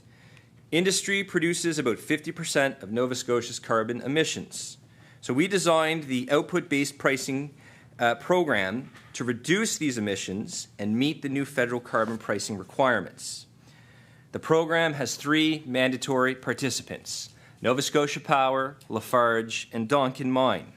Smaller facilities can opt into the program, and we're seeing interest from companies that want to participate. The deadline for facilities to opt in was April 1st, and my team are reviewing these applications now, and we'll be ready to share who is registered under the program in the coming weeks. The regulations are the first step in the implementation of the Output-Based Pricing System program in Nova Scotia. Further regulations on standards and compliance will follow later this year, and we will continue to keep Nova Scotians updated on the output-based pricing system as the program progresses.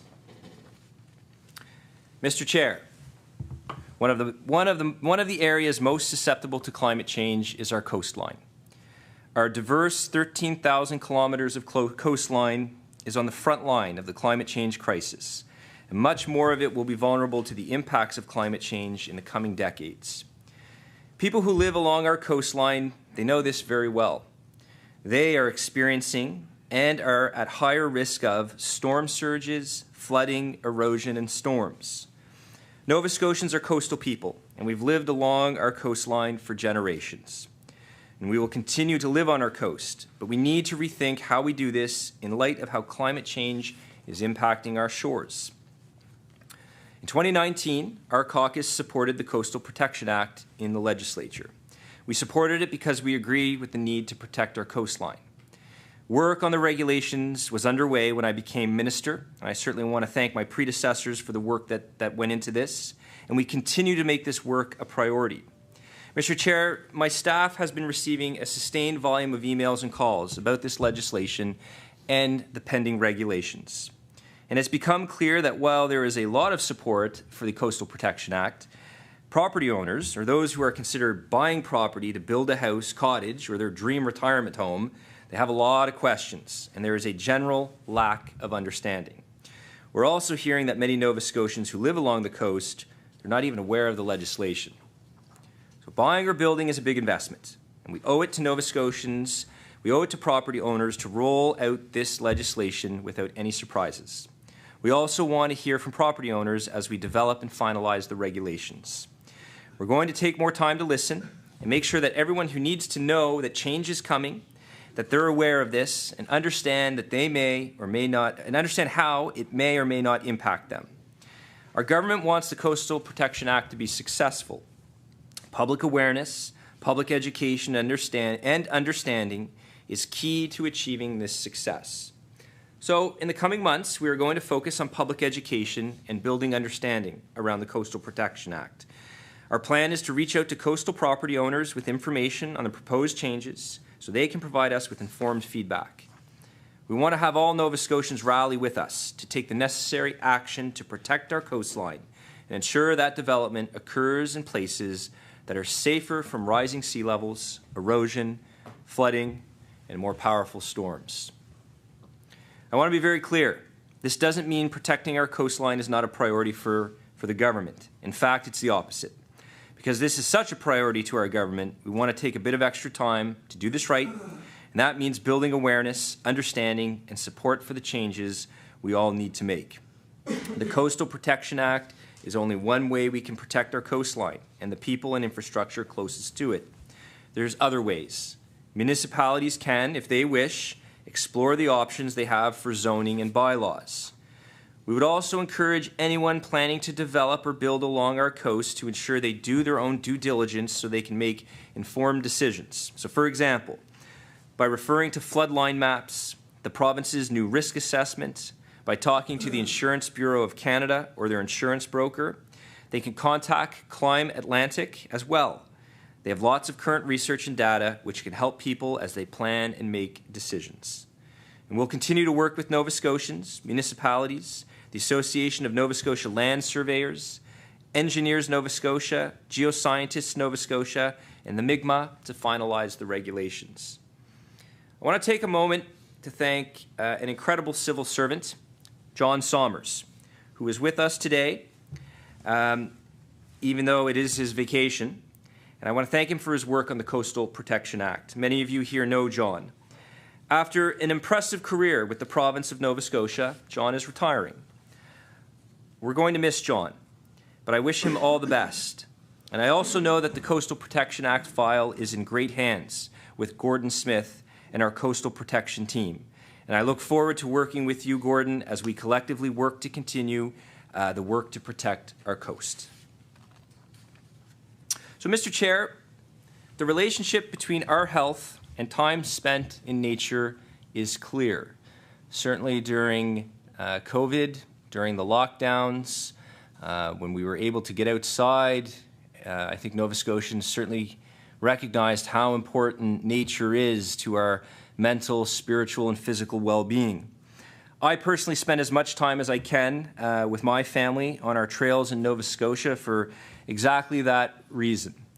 As minister, I want to encourage Nova Scotians to get out and enjoy our parks and our protected areas.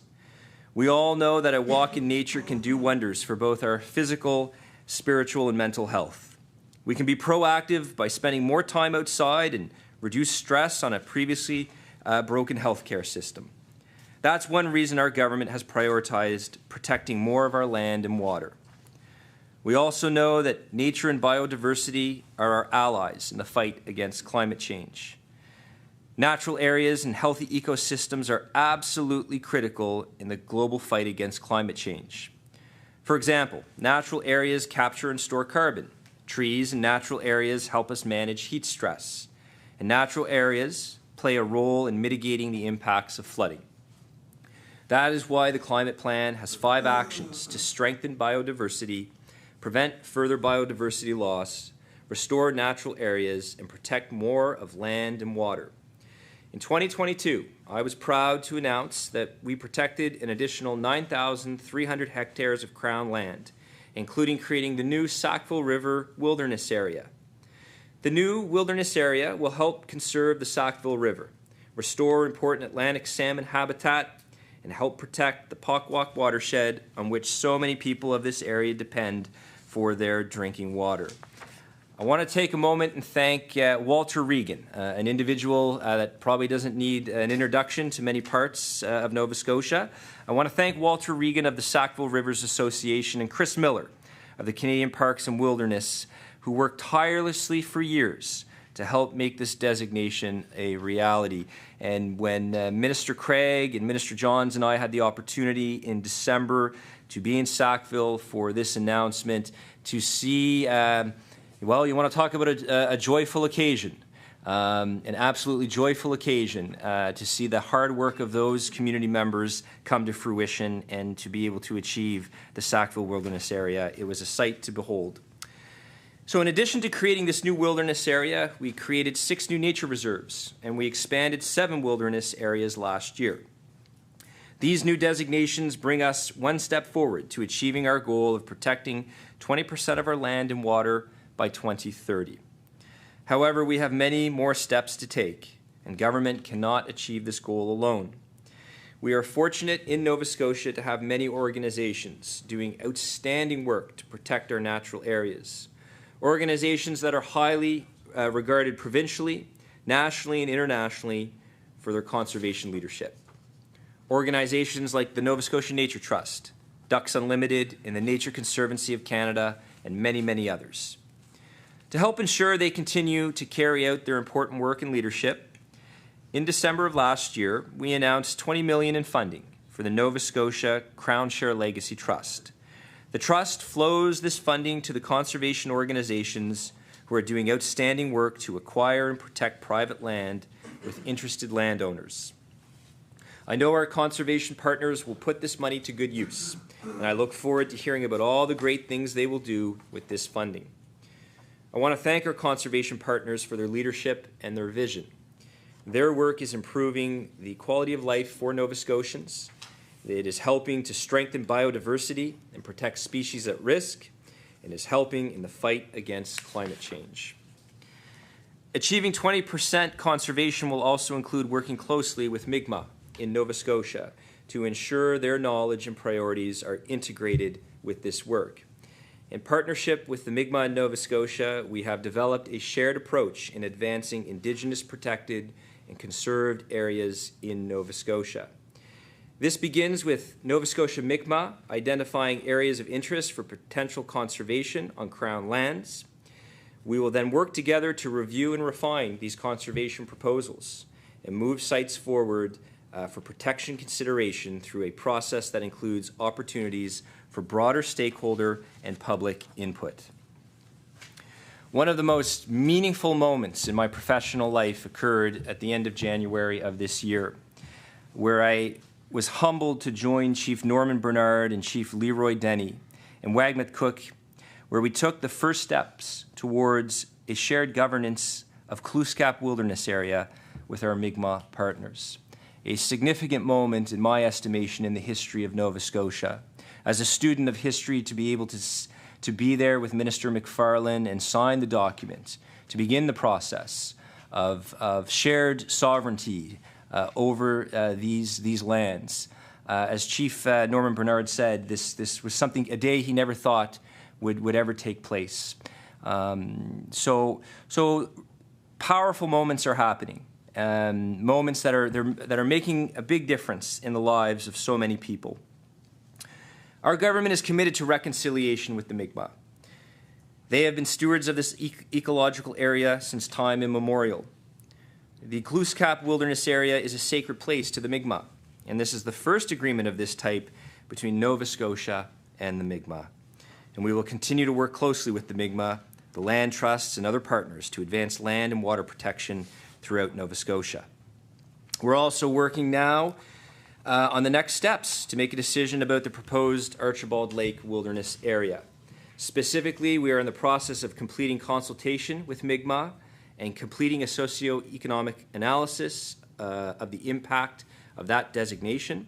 And this work is a priority to my Sustainability and Applied Science Division for the coming months.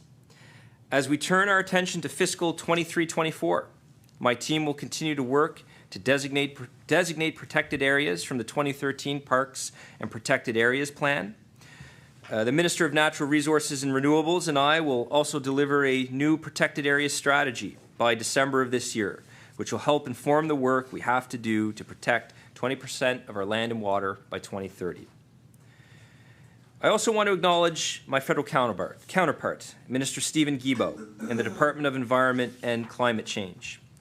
Last summer, Minister Rushton and I and Minister Guilbeault, we had an opportunity to announce that we are developing a federal-provincial nature agreement. Our two departments and two levels of government have a decades-long history of working together on land conservation, and I look forward to this ongoing partnership this year. And we're currently finalizing several agreements with our federal colleagues that will support our work here and flow new funding from Ottawa to Nova Scotia. This is work that will protect more of our land and water, old-growth forests in the eastern hemlock, strengthen and protect our biodiversity, including migratory birds and species at risk, allow us to do more wetland mapping and research, store more carbon to help in our response to climate change, improve ecological corridors to support wildlife movement, support Parks Canada in making a decision about designating the Blue Mountain Birch Cove Lakes area as a national urban park, support the work of private land trusts, the Mi'kmaq and other partners to protect more land and water in Nova Scotia. And I look forward to sharing more details of our partnership with the Government of Canada in the coming months, as well as more land designations. My team and I were honored to be part of the Canadian delegation at COP15 in Montreal this past September. A very historic city in terms of environmental policy. One thinks of the 1987 Montreal Protocol, and I know Minister Guilbeault to host the world in his hometown of Montreal and my hometown of Montreal as well was a very powerful moment, and deeply grateful to the Canadian government to give us status at that event to see this landmark agreement unfold. I want you to know this deepened my understanding and my commitment and resolve about the importance of protecting biodiversity and our land. And I look forward to continuing these dialogues with the Government of Canada and my counterparts across the country in the coming years. Mr. Chair, in addition to the environmental and climate change response benefits of land protection, we also know that there is a link between nature and human health. Nova Scotians have asked us to fix health care. That's our government's #1 priority. Every hectare of nature that we protect supports that priority. Our minds and bodies need nature. Nature is healing and restorative. Certainly this Easter weekend, weather permitting, getting the kids out on a hike. They're going to pick a trail. Nature improves our well-being. Nature helps our people flourish. Having more protected natural areas contributes to improving our quality of life. And Nova Scotia has been a leader in land conservation, and in the coming year, we will continue that leadership. Mr. Chair, Nova Scotians are aware our government's top priority is health care, so there is a direct connection between a healthy environment and healthy people. Having clean drinking water and clean, safe air to breathe supports public health and prevention of health issues. Nova Scotia is known for our clean air and plentiful water, and we want to keep it that way for generations to come.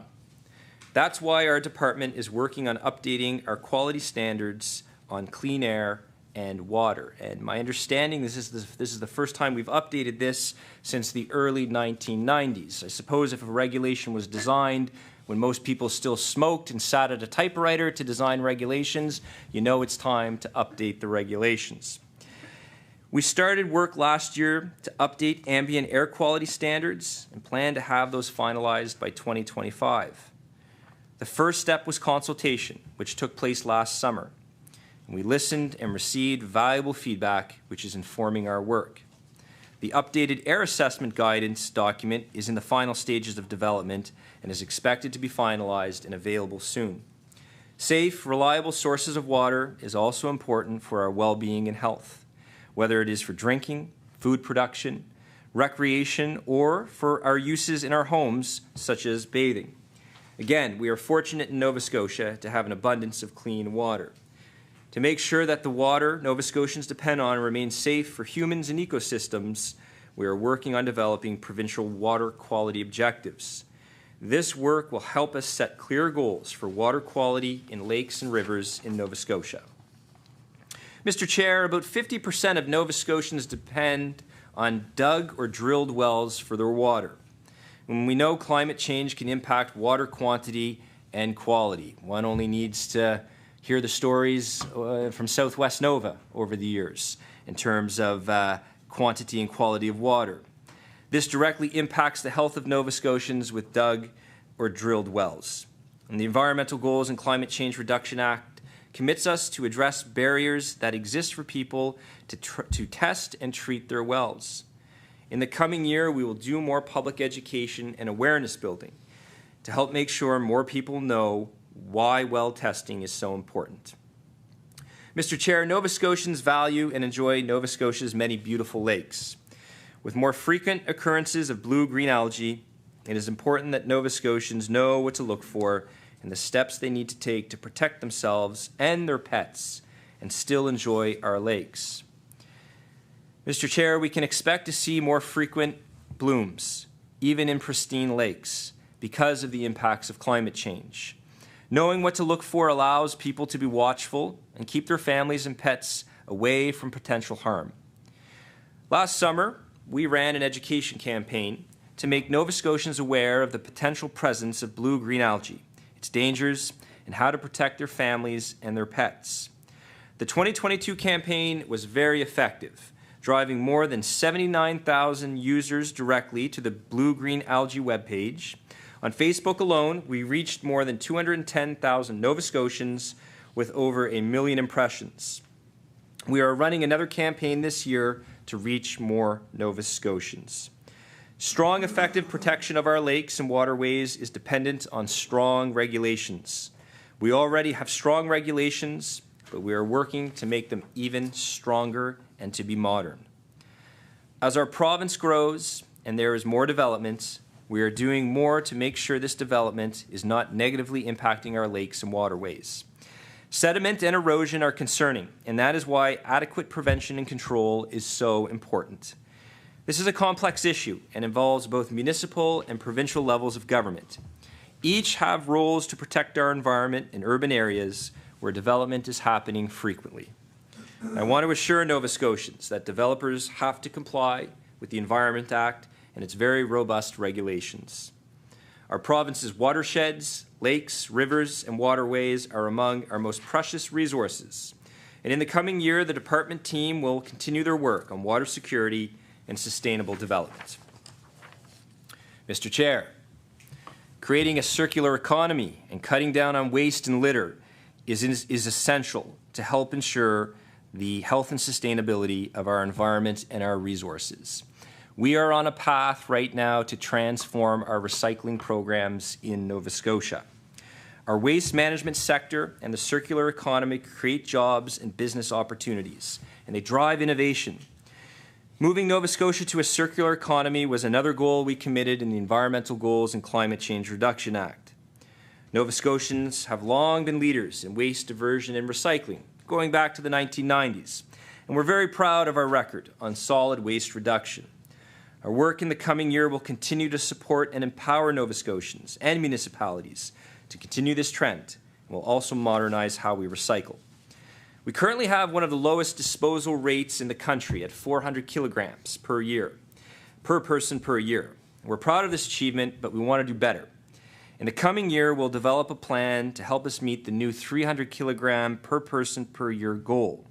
We'll consult with municipalities, industry associations, solid waste resource management service providers, Mi'kmaq communities, and others as we develop this action plan.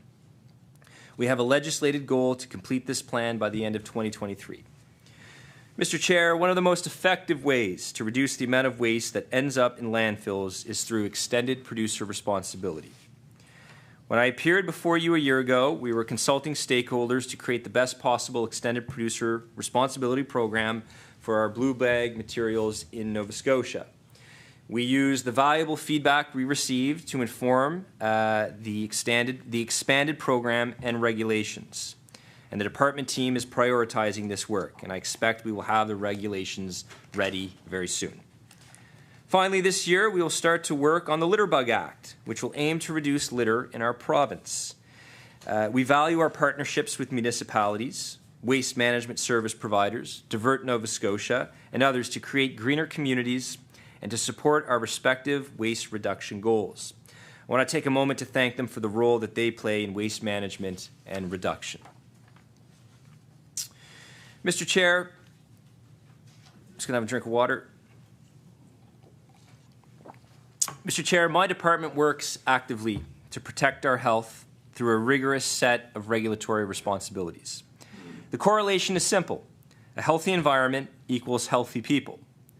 Over the past year, we have made progress in modernizing and enhancing our work, including our environmental regulatory processes, while managing a record high volume of regulatory applications. The volume of applications for environmental approvals increased by 2,500 applications between 2018 and 2021. This increase demonstrates what we know. For the first time in generations, since 1926, when we started to keep this demographic data, Nova Scotia is growing. Our economy is strong. We have new opportunities. With growth and opportunity comes more interest from industry and businesses who want to work here. And our government is taking action to spur population growth, to grow key sectors and strengthen local businesses so that we can secure Nova Scotia's place in the economy of the future.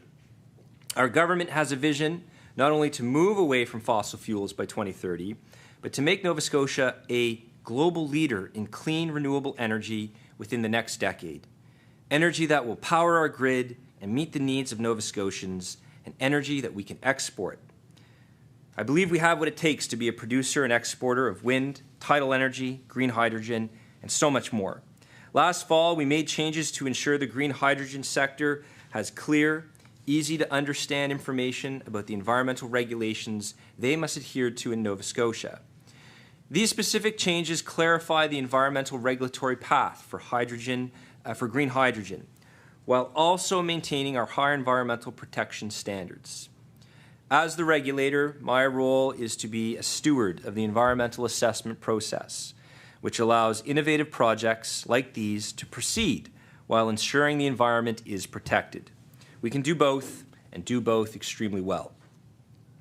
Mr. Chair, our department is making great progress assessing our regulations and approaches to ensure that requirements are clear, easy to understand, and can be met with a minimum amount of red tape.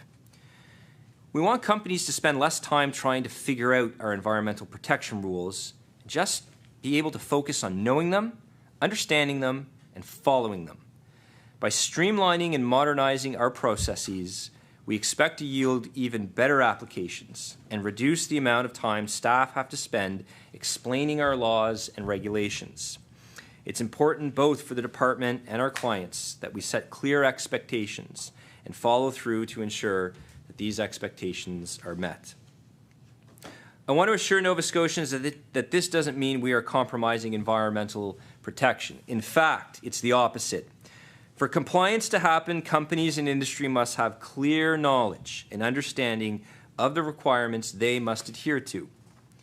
One example of work we did this past year to help make it easier for industry and companies to know and understand what is expected of them was to create 2 business relationship manager roles. These 2 navigators help companies understand and navigate our environmental regulatory process. Their work is making a difference in helping to make sure our laws and regulations are clear and companies know what they must adhere to and what they need to provide us as the regulator so that we can make informed decisions. We received 2 new FTEs in our budget for 2023-2024 to make these 2 positions permanent. This will help make sure industry and companies know what is expected of them and can better navigate our environmental regulatory process. Mr. Chair, we are hard at work to modernize our department's regulations and processes to help make sure they can be met with a minimum amount of unnecessary red tape, and we are keeping Nova Scotians in mind every step of the way. This year, we will continue our work on reviewing the environmental assessment process to meet our timeline to modernize it by 2024, as set out in the Environmental Goals and Climate Change Reduction Act. We are applying this lens to all of the work to see where we need to modernize and remove ambiguity. Another part of our modernization process has been finding the best places for our programs and people to fulfill their duties. This meant transitioning some teams from our Sustainability and Applied Sciences branch and Inspection, Compliance and Enforcement branch to the Department of Agriculture. This restructure made for better alignment for these teams, and we're happy to see them thrive over at Agriculture. This transition has resulted in 19.8 FTEs and a budget of just under $1.9 million being transferred from Environment and Climate Change to Agriculture. This was a direct lift and a shift of both FTEs and budget and not a decrease in investment. In the coming year, we will continue our work to modernize the environmental assessment process by 2024. And I want to take a moment to thank the staff who work on environmental assessments. There's a lot of moving parts over there, a lot of work taking place. Those who monitor and enforce these approvals, holding industries and companies accountable, they work extremely hard. And any steps we can take to make our process and requirements easier for industry to understand also helps reduce unnecessary back and forth for my team. Mr. Chair, Nova Scotia has a troubling history of environmental racism. Racism that continues to cause harm and trauma to African Nova Scotians, to Mi'kmaq, and others whose voices are too often not heard or listened to. These situations contribute to health inequities in the communities as well. This was unacceptable then, and it's unacceptable now. Nova Scotia must do better. That's why the government built the concept of equity into all our environmental goals. We're determined to protect the health and well-being of all Nova Scotians. We are also committed to ensuring every Nova Scotian has equitable access to healthy, safe, and sustainable environment, as well as equal protection from environmental harm and the impacts of climate change. As part of our work, we have created a panel to address environmental racism. Mr. Chair, I'd be remiss if I did not take a moment to thank my colleague, the MLA for Halifax Needham, whose remarks during debate on Bill 57 during the fall 2021 session of the legislature to make changes to the Environmental Goals and Climate Change Reduction Act. It was her amendment that created the Environmental Racism Panel. Last December, we appointed the panel's first member, an individual that probably doesn't need an introduction, Mr. Augie Jones. Mr. Jones is one of our province's most highly respected leaders. I certainly know Mr. Jones through my connections in education, a highly regarded educator and a community leader. And we're grateful that he's leading this work and know that his expertise and leadership will help us move forward in correcting a shameful chapter in Nova Scotia's history.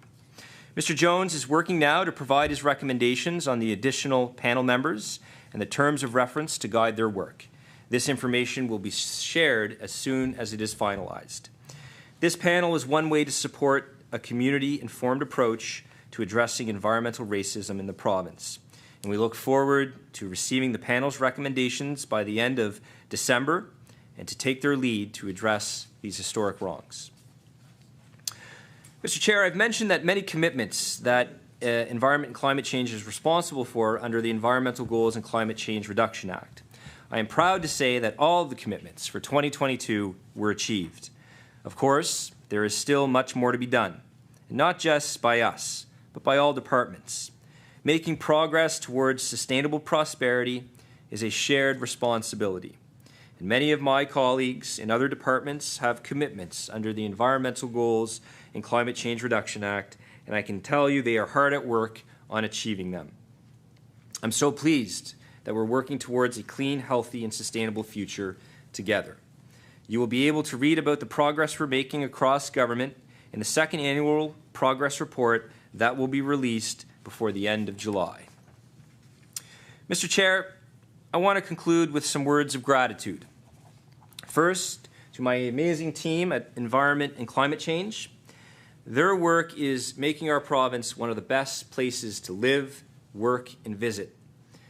I may be biased, and I may get some looks from the other ministers, but I think I have the best team in government. Every day, they are leading our province's fight against climate change and to reduce greenhouse gas emissions. Work that has resulted in Nova Scotia having the strongest greenhouse gas reduction target in the country. Their work makes Nova Scotia a national leader in land conservation. Daily, they are safeguarding our water and our air. They are inspecting our restaurants, cafeterias, our food trucks. They're helping to make sure our food is safe. Because of them, Nova Scotians can have confidence that if they want a tattoo or a piercing, there will be safeguards in place to protect their health. They enforce our environmental laws. They enforce the regulations. They help to make sure Nova Scotians have clean air to breathe and safe drinking water. Their work is helping to reduce solid waste and make our environment cleaner and much more sustainable. Their work helps ensure the well-being of all Nova Scotians and contributes to our high quality of life. They touch and benefit every single part of Nova Scotia. And I'd like to thank all of them for their work. They are a committed and passionate team, and their professionalism and service to the people of Nova Scotia does not go unnoticed. As I look forward to the new fiscal year and our many priorities and goals, I know I have the right team standing with me to help ensure a sustainable and healthy future for our province, our people, and our economy. And I also want to thank our many partners and the organizations who hold us accountable for protecting our province's environment. I'd also like to take a moment to thank Scott Skinner with the Clean Foundation and Stephen McDonald with Efficiency One, and the incredible teams at both these organizations. They are key delivery partners that work directly with Nova Scotians every day. Finally, Mr. Chair, I'd like to thank the members of the Ministers' Roundtable on Environment and Sustainable Prosperity for their advice and leadership. And Mr. Chair, our government is moving on solutions that work. We're building a province that thrives from end to end. I believe we are making progress. And with that, Mr. Chair, I would now be happy to take questions from colleagues. I'd like to thank the Minister for those brief comments and the update on environment. According to the practice that has developed in this committee, the Liberal and NDP caucuses will take turns asking the Minister questions up to 1 hour each, going back and forth. We're going to begin with the Liberal caucus, and we will start with the Honourable Member for Timberley Prospect. Thank you, Mr. Chair. Appreciate the opportunity to ask some questions of the Minister, and appreciate all the work, continued work of staff. I happen to agree with the Minister that he has the best department and the best staff supporting him, so I hope Lands and Forestry staff aren't, or Natural Resources staff aren't watching the screen. But no, but if someone that has certainly been part of a lot of great work that continues, I certainly appreciate the work and the work that the Minister is undertaking. It's super important and certainly connects to government priorities with health. So I appreciate the connection there during the opening comments and the relationship between the health of people and ensuring we have a vibrant economy and environment at the same time. So I want to start as it relates to the budget itself and the purpose of why we're here. When you look at the budget line, I think anyone that looks at the actual line of the estimate, the actuals, and the projected budget for this year, you can't not see what stands out there is the over 400% overspend in the last budget, and nobody is disagreeing with the purpose of the spend. I think all members in the House are supportive of investing in heat pumps and ensuring that we transition people off of oil or other fossil fuels and ensuring that they have better efficiency in their homes. We all agree with that.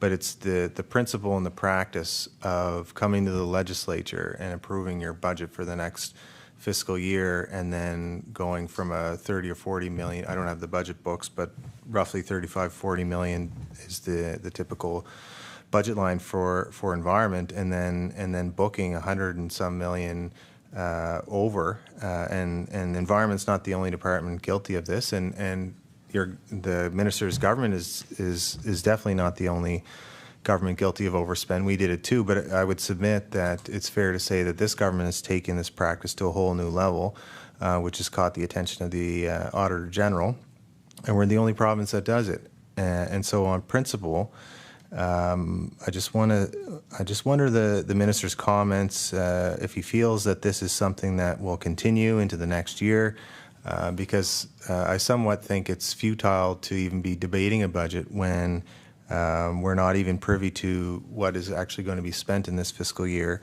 and if he believes that his budget will be quadrupled again as part of next year's rush to ensure that they have enough money booked to satisfy their political ends. And so my question really is, does the minister expect to overspend in at all, or in the same order of magnitude that we saw that was really unprecedented under the Department of Environment?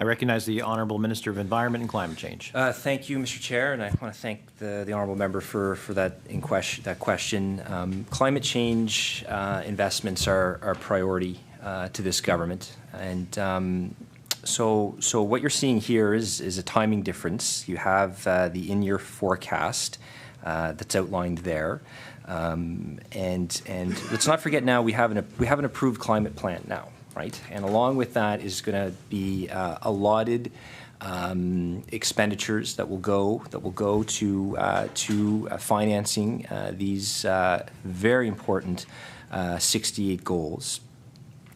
You know, I think if we all know healthcare is the top priority to the government.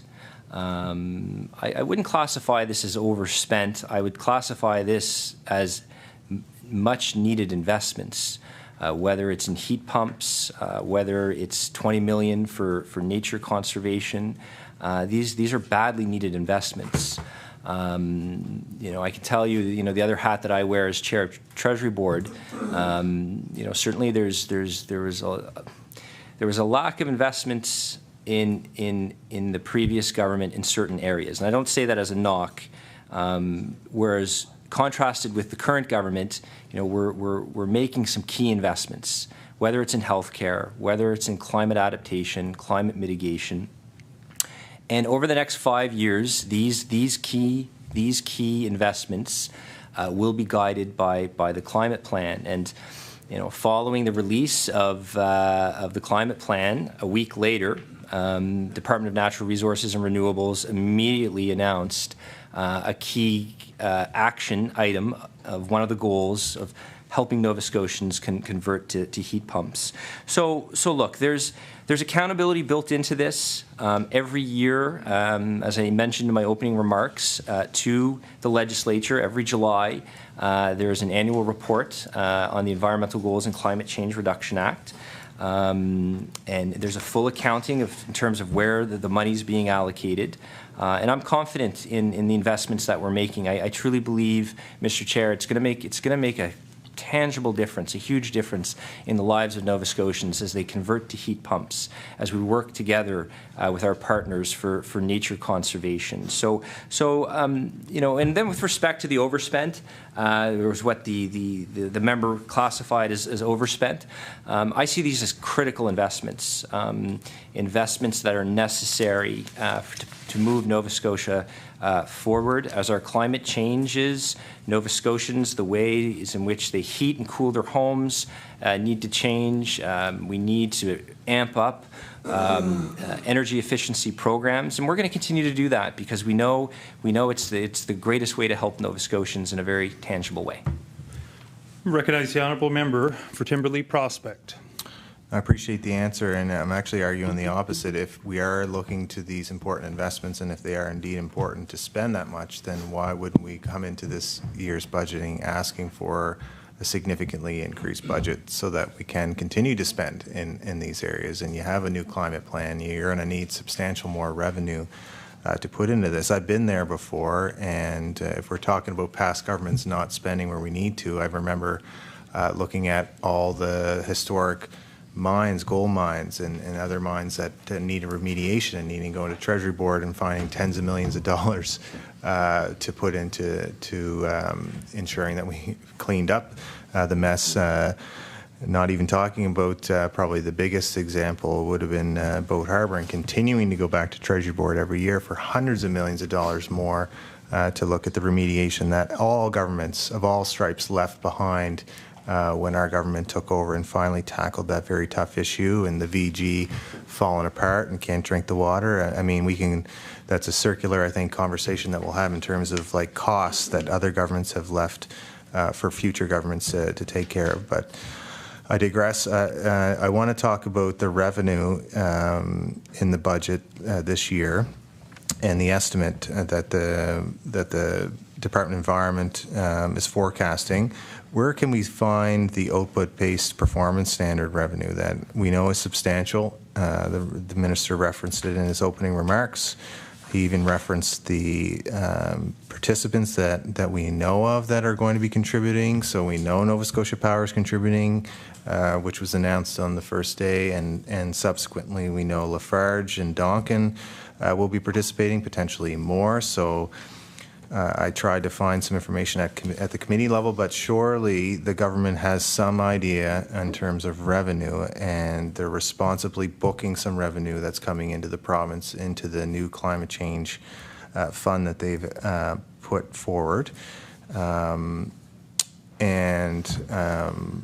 just believe that they should have some kind of number that they're comfortable sharing with the public in terms of scale of revenue that will be going into that fund as a direct result from the output-based performance standards.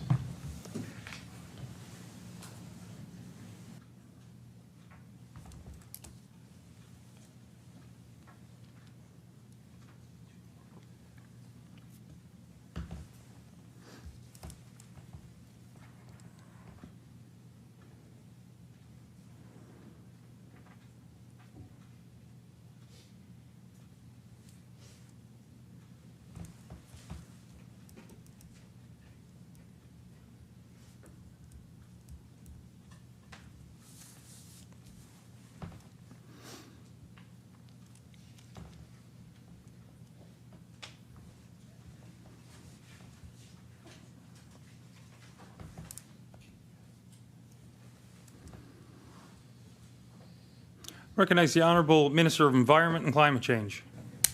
Thank you, Mr. Chair, and I want to thank the honourable member for the very important question. So we are in that process of transitioning to the output-based pricing system. As I indicated, we're in the process of finalizing the list of participants. There's no revenue expected from OBPS until December of 2024, until we complete our transition from cap and trade. So currently, in addition to the $7 million climate plan allocation in 2023-2024, the Green Fund will allocate $34.4 million towards the climate plan, and that's going to be totaling $41.4 million for fiscal 23-24. And along with that, I'd like the member to know that we've also invested $193 million in climate plan initiatives during 2023-2024, and this was obviously the first year of the climate plan. Certainly, projections I think could potentially be in the millions, obviously, the hundreds of millions in terms of the revenue that will be raised here with a much more, but again, I mean, as we design the regulations and get the work underway, we'll have more information, but I think it's fair to expect that there'll be significant revenue that will be raised through this system that will allow not only, for the great programming we have for climate adaptation and mitigation programming to not only continue, but to expand that. And obviously having a climate plan in place now, it really is our roadmap in terms of policy discussions and decisions. I have to say, in terms of just internal meetings, right? Like now that we have 68 goals, we have EGRA in place, in terms of planning and priorities, and it's been a game changer in terms of the operations because it's our roadmap. It gives us clear outcomes to know what we're working towards. So look, I mean, the work is ongoing with OBPS. I think it is absolutely fair to say we're going to be able to raise significant revenue through this by holding our large emitters accountable, and it's our intention to be utilizing the revenues from that to support the programming outlined in the climate plan. Recognize the Honourable Member for Timberley Prospect.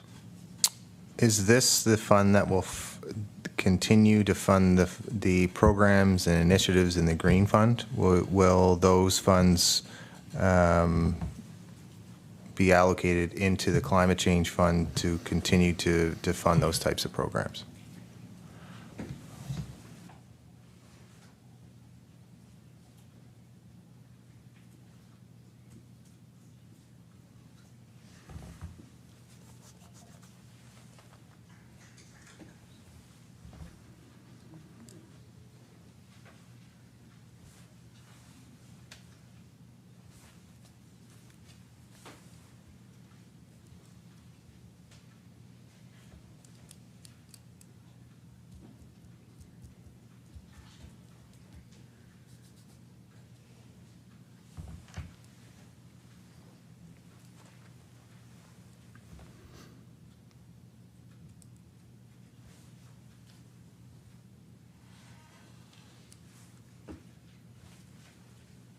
Recognize the Honourable Minister of Environment and Climate Change. Thank you, Mr. Chair, and thank you for the question. This is a very important discussion. Obviously, folks, they want certainty, and I want to assure folks that there is certainty when it comes to the financing of these really important programs that I think of the work the previous government did in establishing some of the great things at Clean Foundation and Efficiency One. We want to continue with that. We don't want to move backwards. We want to keep moving forward. And so the remaining funds in the Green Fund are going to go to the climate plan, to finance the climate plan.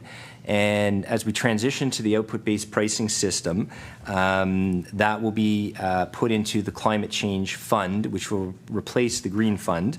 And so the Climate Fund will be composed of the revenues raised in the OBPS, along with general revenue. We'll be able to put monies from general revenue into that fund, and that's when we talk about the flexibility. This fund won't be a special purpose fund. It's going to have much more flexibility to be utilized. And in the amendments to the Environment Act, there's a whole comprehensive list in terms of what what programming the funds can be used for. Along with, Mr. Chair, a very strong equity lens is going to be used when it comes to the dispersal of these funds. As we know, climate change has bigger impacts, certainly on various communities in Nova Scotia, and we're very aware of that. And certainly our risk assessment and our climate plan acknowledges that. So there's a lot of work taking place. You know, cap and trade and the Green Fund served us for a period of time. However, due to the change in the federal requirements on pricing carbon, it became necessary to make this change. And I know a lot of great work prior to my sitting at that desk at Environment and Climate Change occurred. And I believe Nova Scotians are very appreciative of the great work that's been done. As a minister, I'm determined to try to move this forward as best as possible to ensure a continuation of this great programming, to ensure the reliability of the financing for Efficiency One and the work at Clean Foundation, our new partners like the Nova Scotia Federation of Municipality that administers our Sustainable Communities Challenge Fund. I'm very optimistic moving forward because I believe this OBPS system will do a good job in holding large emitters accountable, us able to raise the necessary revenue to expand programming along with the utilization of general revenue, Mr. Chair, that will help enhance programming and also give government the flexibility to be able to move quickly on items. Fiona reminded us how quickly sometimes we need to be able to pivot as government. You know, flood line mapping may be a priority 1 month. You know, getting more heat pumps may be a priority the other. In terms of, you know, how quickly sometimes governments need to move. So again, you know, those remaining funds will, from the Green Fund, will go to the climate plan. Go into the climate plan, and we're going to continue our transition to the OBPS and the new climate change fund. The honourable member for Timberley Prospect. Thank you, Mr. Chair. Will the revenue on an annual basis be more or less than what was coming in from cap and trade auctions into the Green Fund?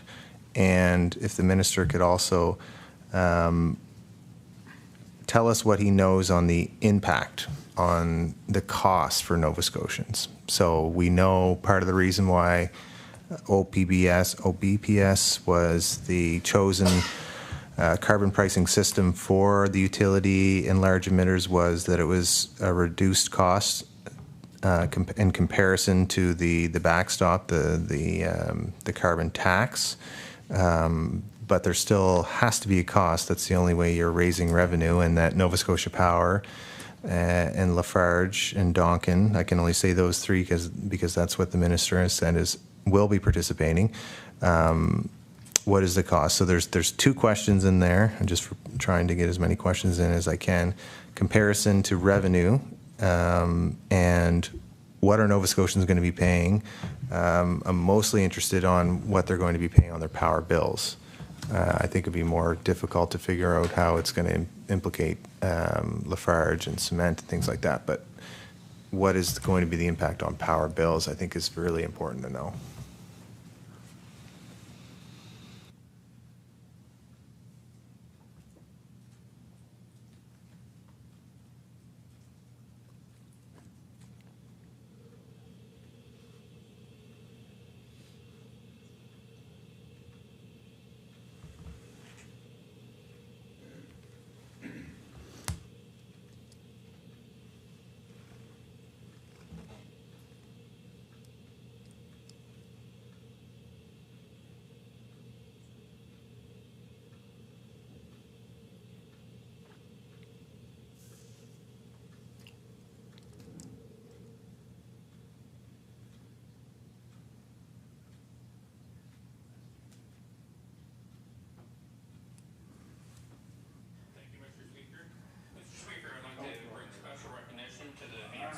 Can't do member statements in here.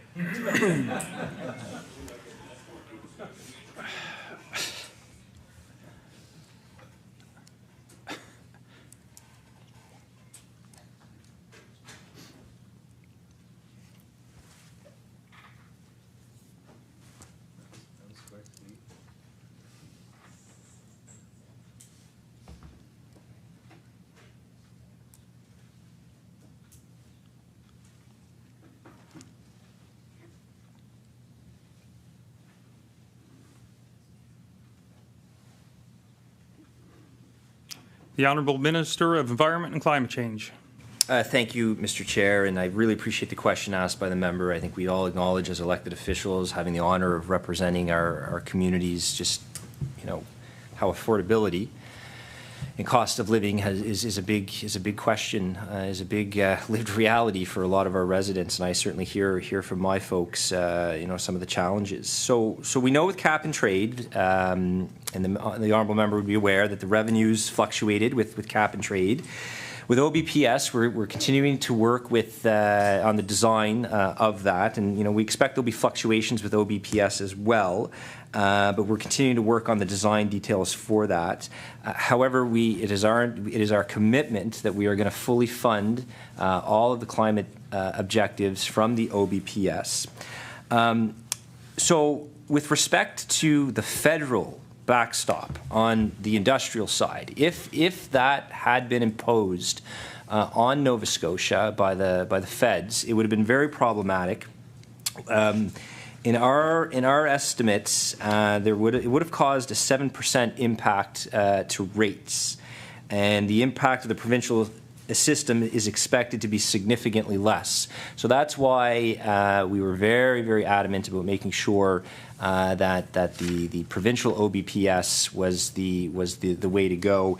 At the end of the day, obviously we want to protect the environment, we want to reduce greenhouse gas emissions, but we want to do it in the most affordable way possible for Nova Scotians. And what we designed was acceptable to the federal government, to Environment and Climate Change Canada. So as we transition to this new federal model of pricing carbon, you know, we want to do this in a way that is the most affordable to Nova Scotians on the industrial side. Obviously, the honourable member knows the government's perspective on the consumer side when it comes to the federal rules on pricing carbon. However, the system that is now in that process of transitioning to OBPS, this is a much more affordable choice and logical choice for Nova Scotians to price emissions on the industrial side. Thank you, Mr. Chair. The Honourable Member for Timberley Prospect. So you said 7% would have been the carbon tax option. Cap and trade was less than 1%. What's the OBPS percentage on power rates, and when will that take effect?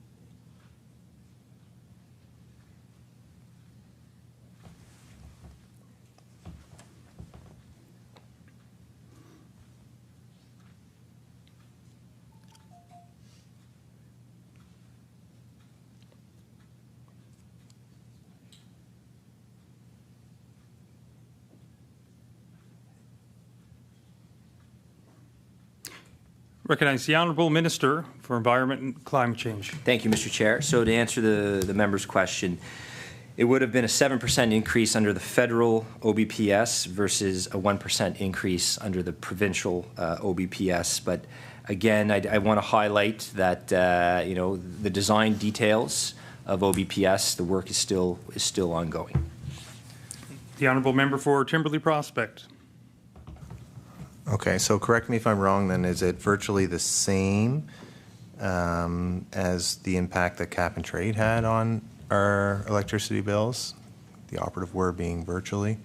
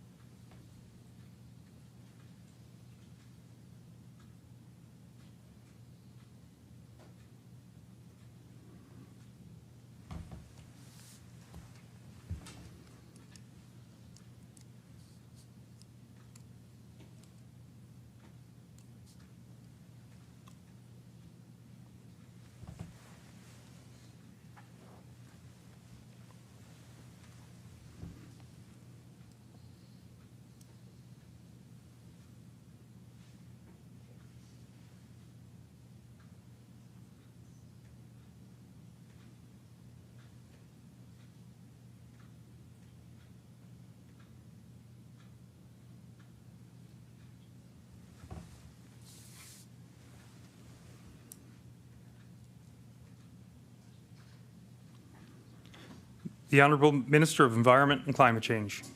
Yeah, thank you, Mr. Chair. So it's an interesting question because we're dealing with a situation where, as the honourable member probably knows, the strict federal rules on pricing carbon, the cap and trade system simply it wasn't compliant. And authentically, I'll tell the honourable member. I mean, I tried. I had 2 series of discussions with the federal minister. And I could tell they didn't seem very keen on Nova Scotia keeping cap and trade. We analyzed the option of linking with Quebec and California with the Western Climate Initiative, even so far as requesting the Premier of Nova Scotia to contact the Premier of Quebec to talk about that. But the bottom line, where we always landed, was that cap and trade wouldn't adhere to the new strict federal requirements. So then in your analysis, you have to really look, okay, we've got to, obviously, as an environment minister, I've got to maximize greenhouse gas, I got to reduce greenhouse gas in this province, but it needs to be done in the most affordable way possible. And in that process, Mr. Chair, it's evident that the provincial output-based pricing system was the way to go, because it would allow us to hold industry accountable, along with helping us meet our greenhouse gas targets outlined in AGCRA and now our climate plan. But bottom line is cap and trade simply wouldn't adhere to the federal requirements. So that's that. I think that's key, in the nature of the question that's being asked. And we know that if the federal backstop on the industrial side had been imposed on Nova Scotia, that could have been very challenging and problematic, resulting in a 7% increase to rates versus a more manageable 1%. This was like the first file that landed on my desk, carbon pricing. And I think the previous government knew that this train was coming at us very, very quickly. I discovered it on my first day, my first briefing. I remember having to learn very quickly the nature of these programs, but I believe we've landed on the most affordable, along with the system that'll maximize environmental protection. So the key takeaway here, Mr. Chair, is cap and trade, I believe, served Nova Scotia for a period of time. It's now time that we move and transition to the output-based pricing system, a system, Mr. Chair, that I believe will serve Nova Scotians well and help us achieve our 2030 targets. Recognize the honourable member for Timberley Prospect.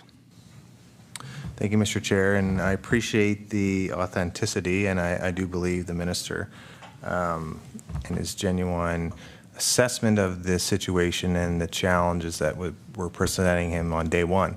But keep in mind that the system we had that was 1 cent a litre and less than 1% on power rates complied with the carbon pricing of $10 all the way up to $50 a ton carbon pricing, and the federal benchmarks were moving it for beyond $50 to $65 and ascending up to $170. And so I think I've said in the past, I can accept that the federal government wouldn't want a program that's internal to Nova Scotia that doesn't link on the $170 a ton, but we're not there yet. That would have been in 2030. And so I find it very hard to believe that we couldn't have compromised and found a solution to protect Nova Scotians on their power rates and that the gas pump that didn't move the needle up, because we threw out all the work in terms of a leveraging negotiating position and how much we're so reliant on coal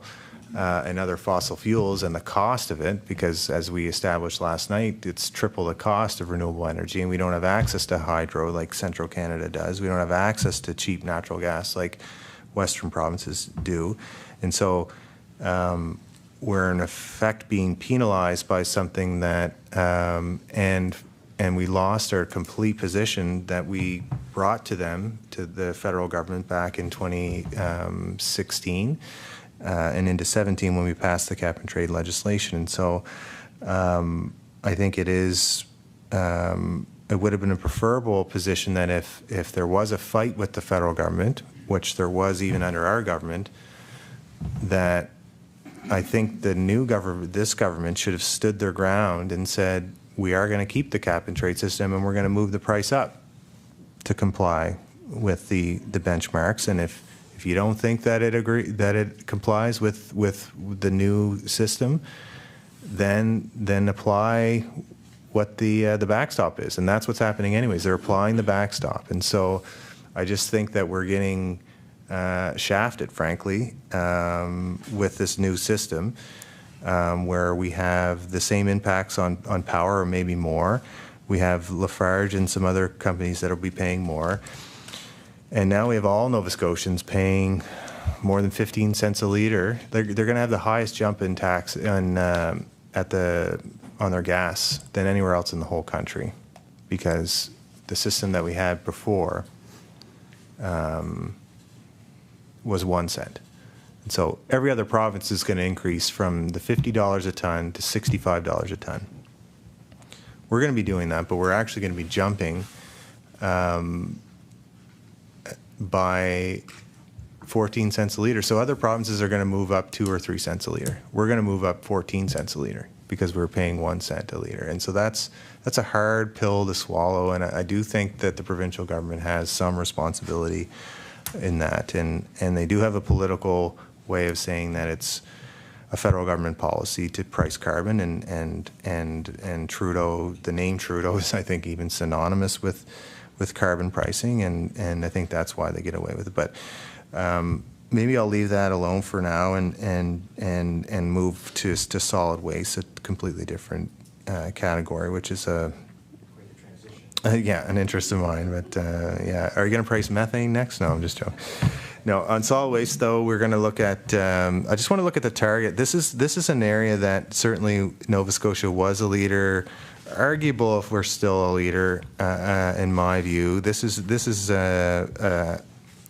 where in the 1990s, we were one of the first provinces to bring in recycling. I think PEI can also claim they were leaders in bringing in recycling and keeping materials away from landfills. But I was really baffled when the new legislation came through on ECRA and reiterated the goal of 300 kilograms per person. And the minister, I'm actually surprised you mentioned it in the intro, that we're at 400 kilograms per person. I was going to ask the question, where are we today? Because I was hoping that we would actually be a lot closer to our goal that was not only established in your legislation a couple of years ago, but we're going back 2 more iterations of the original EXPO. This goes back to 2007 when your former Progressive Conservative government was in and had the original EXPO bill.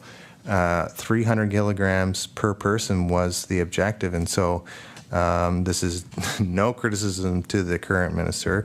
I think all stripes are implicated in this, but I don't know what it is about solid waste, but we're not making progress.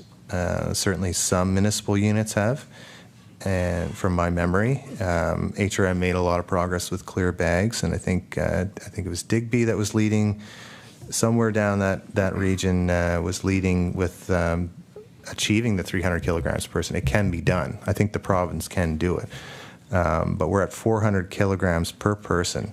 That is, I think, literally no progress in the last couple of years.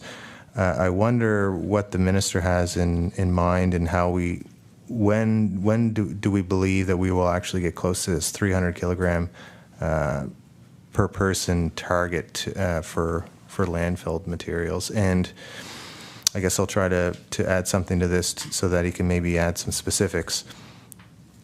Is he contemplating adding any more items to the banned list of materials that go into the landfill to help remove, like clothing, textiles, those types of things, and keep them banned from landfills, which I think will help?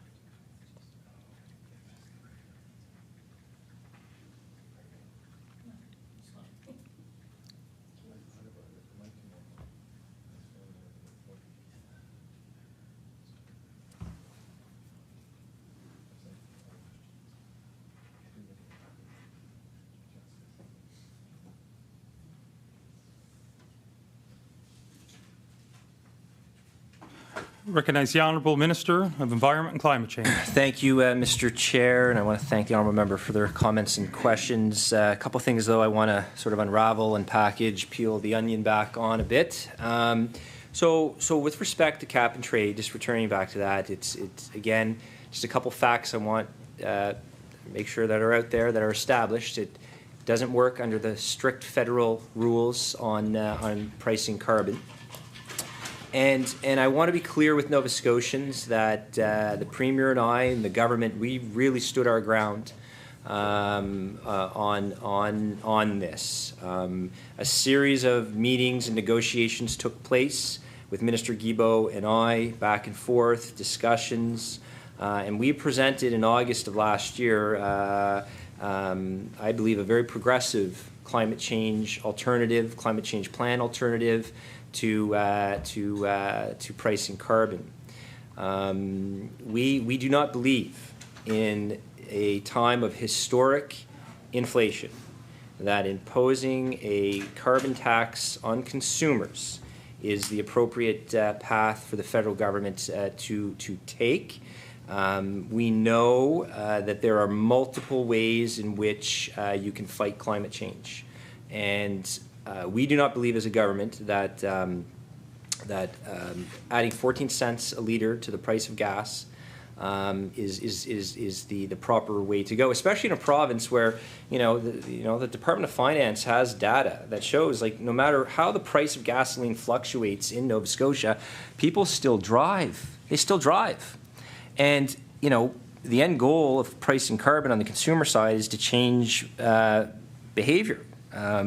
We get that, but the market's already done that. So look, I mean, we've certainly had it out in the legislature on this item. I can say my conscience is clear. I truly believe we have stood our ground on this, and not only that. I mean, the quants are in now. The quantifieds. The Parliamentary Budget Office just released the other day, that Nova Scotia is not going to get its fair share in the rebates. And this is troubling, because on a number of occasions I have reached out, when I say my staff has reached out to Environment and Climate Change Canada. The most recent outreach was in early March, to find out how they calculated the rebates. So the Honourable Member mentions, we're getting shafted. We are getting shafted, but it's not by the provincial government, it's by the federal government. And Nova Scotians on Canada Day, the federal government is going to have to own that and wear that. We have been crystal clear that this is not appropriate. This is not the way to go. We've presented alternatives to the federal government. And unfortunately, they didn't go for that, which is, to me, is mind-boggling, because we have the strongest targets in the country. We have a very decisive, progressive 5-year climate change plan. We are in the process of developing clean renewable energy, offshore wind, green hydrogen, onshore wind. So much is happening here in this province. So bottom line, cap and trade wasn't going to work. They weren't interested in allowing cap and trade to move forward, probably because they, being the federal government, wanted this to be national policy, with the exception, of course, of Quebec, who maintains their cap and trade system. And you have to ask Ottawa why that occurs. So that's what I'll say on that in terms of pricing carbon. With respect to your question on solid waste, I'm really glad you asked that. The circular economy is a key component in the Environmental Goals and Climate Change Reduction Act. We have an ambitious target for that. Nova Scotians are recognized as leaders in waste diversion. You think of the great work of Divert Nova Scotia. You think of the great work of the regional chairs throughout the province, the municipalities coming together.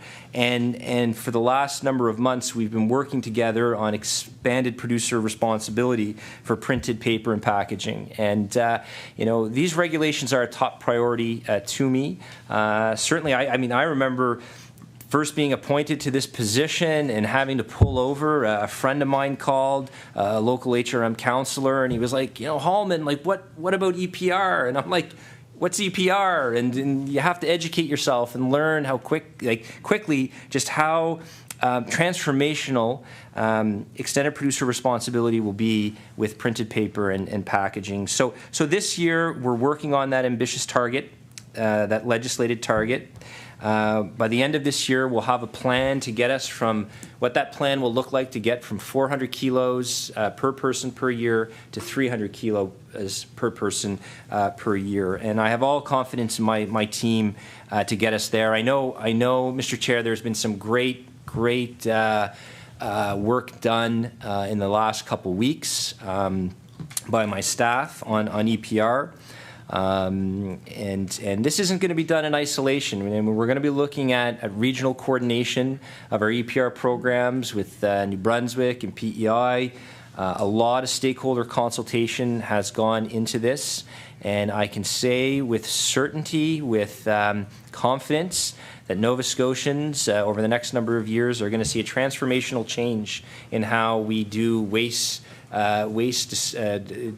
disposal, how we do recycling. I'm very optimistic that we were able to achieve that goal to go from 400 kilograms to 300, and this year we'll be designing that plan to help us get there. Thank you, Mr. Chair. The honourable member for Timberley Prospect.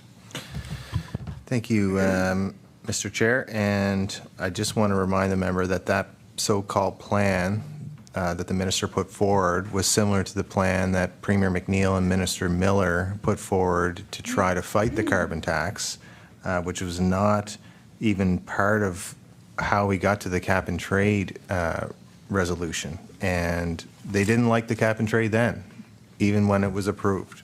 So just to say that they didn't like it, and we have a jurisdiction, the minister just mentioned Quebec operating with a cap and trade, I don't think provides confidence that we couldn't have found a solution around cap and trade, whether it's linking or not. I know I'm running out of time, but I want to get some more questions on solid waste because this is important. I know the minister knows that there was a revised approval at the Otter Lake facility in HRM in November that just passed in 2022. Since the dismantling of the line which sorted out materials that shouldn't be going into landfills, especially organics and treating organics. One of the conditions that was put into that approval to try to provide some confidence to the community that it wasn't going to be a truck and dump site that would just literally put everything in the landfill without people being able to sort it out was that condition 16, performance and limits. The performance targets for this facility include compostable waste, organics, shall not exceed 10% of the total amount of municipal solid waste landfill by mass. And I think it's important that we notice that it says shall, because whenever we're drafting legislation, that's pretty clear that, that it's not a may, but it's shall. And according to the last 2 performance audits, since the sorting line has been removed, that 10% requirement has been exceeded. So we have more than 10% organics that are banned from landfills going into the Otter Lake landfill. So I wonder if the department, if the minister's concerned with this non-compliance issue at Otter Lake.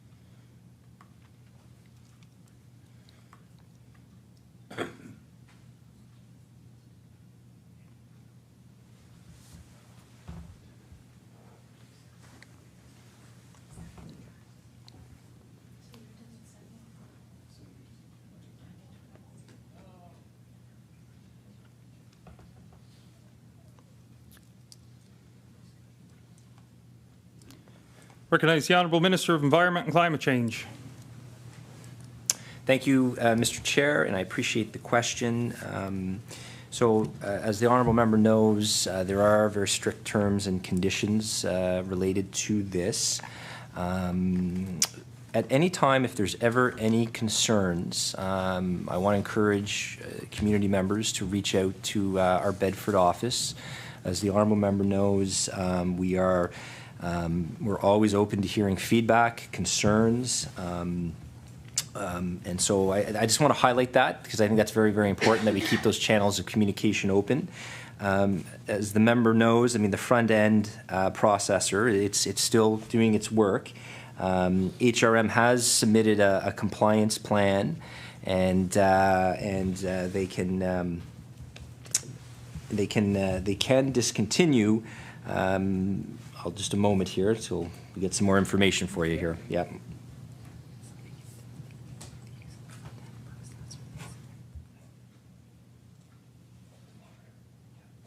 Thank you, Mr. Chair. So HRM has submitted a compliance plan. They can discontinue the use of the front-end loader, but there's a whole process that needs to be followed here. And my inspectors, the inspectors of environment and climate change, will monitor that. And again, at any time, if community members have concerns, I encourage them to reach out to our frontline enforcement at the Bedford office, and they will be more than happy to engage and discuss the process. And certainly, I recognize, I mean, change is never easy. However, I want your community to know that they'll be supported by my department as Otter Lake makes those changes. Recognize the Honourable Member for Timberley Prospect. Thank you, Mr. Chair. And within that same approval, there is a condition that if a performance audit determines non-compliance with performance and limits or the compliance plan, the approval holder, which is HRM, shall develop an enhanced diversion plan. And so this enhanced diversion plan is something that the community asked for, and it's in the permit that it shall have this diversion plan in place. And so I've always said, like, the community doesn't necessarily care what it is that protects the environment, whether it's the front-end processor, waste stabilization facility. We can live with changes, but we wanted to make sure that whatever changes occurred at the site, that there wasn't adverse impacts to the environment. And if you're going to dismantle a system and you can prove that there's evidence that there's no change, we talked about diversion. The minister said that we're leaders in diversion. We're all for other ways to divert material in, but we have now successive performance audits. In August, the performance audit exceeded 12% of organics going in, and I think this isn't minor in 2023 when we're talking about trying to keep organics out of landfills. I know some of your colleagues that represent the Sackville area, and the whole reason why we had such problems there was the substantial amount of unsorted organics going in. Yes, clear bags and stuff helped. Less people put that in their trash. They source separate, which is the cheapest way to keep it out. But we still have a black bag that everybody knows that everyone has opportunity to put whatever they want in there. And we no longer have people at the HRM site for all of HRM residential waste that opens that bag up. And so organics are going in. Organics are proven to be going in based on this audit. And so I wonder why the department has thus far not approved or demanded that we have an enhanced diversion plan submitted to the department within 6 months of the non-compliant performance audit, given that there's a non-compliant performance audit.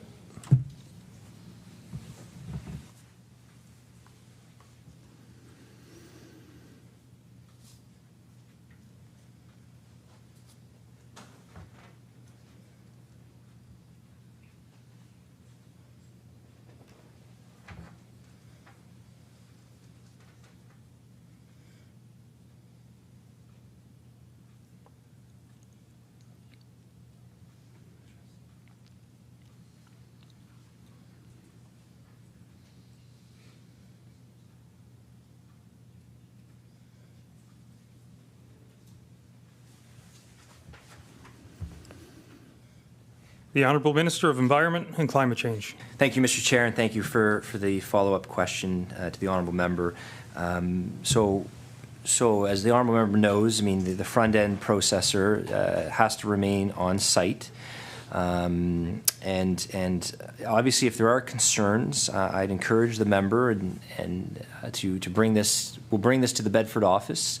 The compliance team is always monitoring this. If there are concerns, if there's new information that community feels that they have, bring that to the ICE division, the Inspection, Compliance, and Enforcement division. There's always ongoing monitoring of this. You know, they're keeping a very watchful eye, not only on this, but many other things. And I would encourage the member to reach out to that Bedford office, and I'm more than happy to facilitate that. If there are concerns from community members, we're happy to engage and go and have a look. Thank you, Mr. Chair. Recognize the Honourable Member for Timberley Prospect. Thank you, Mr. Chair, and I recognize the minister wouldn't have the detailed information in front of him, but there was a letter sent to the staff, and the staff responded that based on the outcome of the baseline audits, HRM and Mirror, who's the operator, may propose updates to the plan if deemed necessary. But there's nothing in the terms of the approval permit that says that they may propose, and that's what I go back to the shall, that gives the approval holder that much discretion on whether or not they actually have a compliance plan to look at how they're going to divert all this organics. And so I guess I'll just ask the minister, because ultimately I know how compliance works. Like, you have either a directive from staff, you have summary offense tickets you can offer, and then ultimately a ministerial order.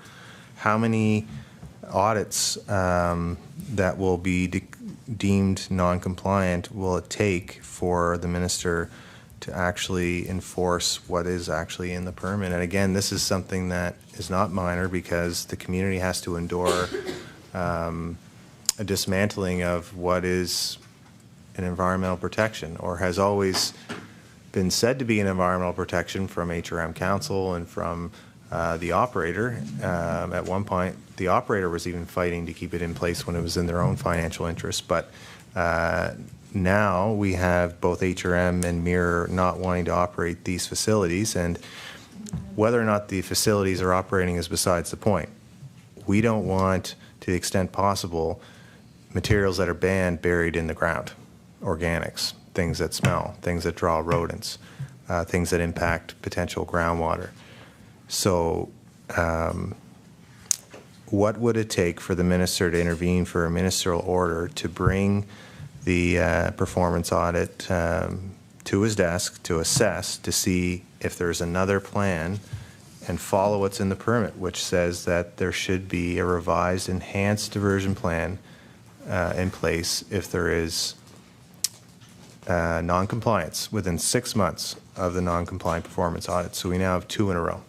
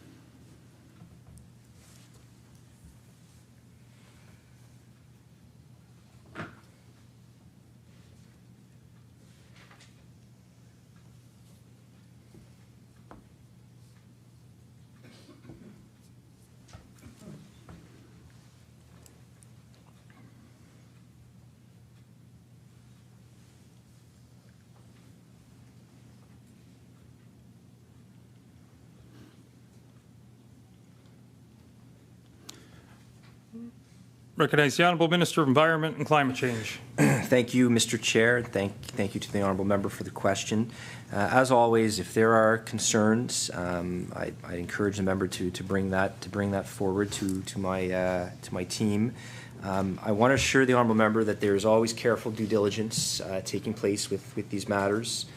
And as the honourable member knows, having sat in the chair as Environment and Climate Change Minister, I mean, all decisions are based on facts and evidence. The honourable member knows that there's a compliance plan that's being enforced, and staff will continue to monitor that. However, I think the bottom line takeaway here is if there is information that the honourable member wishes to bring forward to me or to my staff, bring it forward and we'll have a look and go from there. The honourable member for Timberley Prospect with 2 minutes.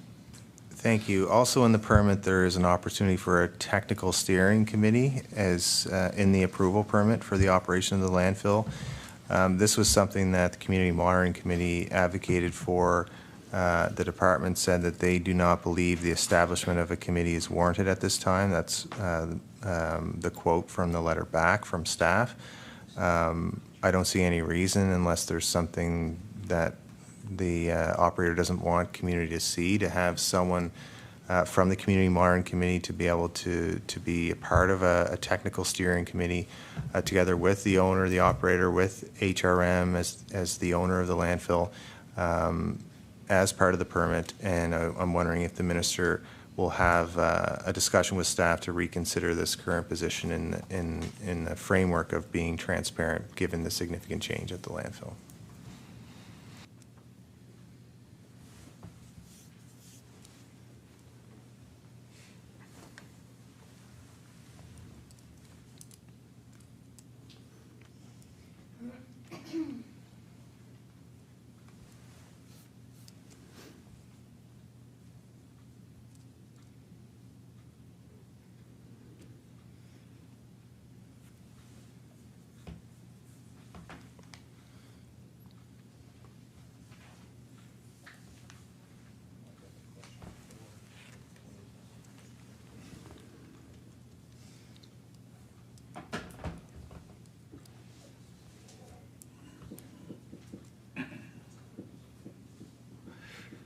The Honourable Minister of Environment and Climate Change. Thank you, Mr. Chair. I mean, this is highly technical stuff. However, it matters to your community, and I recognize that. And so Order. That concludes time for the opposition. It's the NDP's turn. I recognize the Honourable Member for Dartmouth North.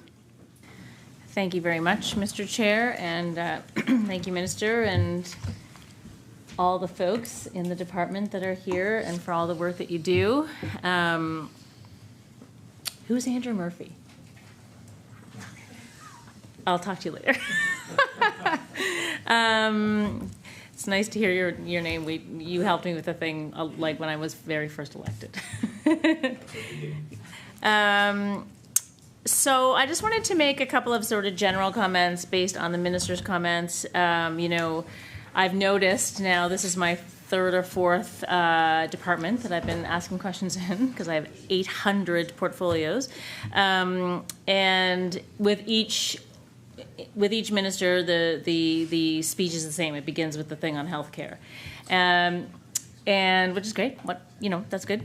I'm also the health critic, so speaking my language. But I just wanted to talk a little bit about the connection between health, housing, and environment, because those three things are absolutely connected, linked, webbed even, I would say.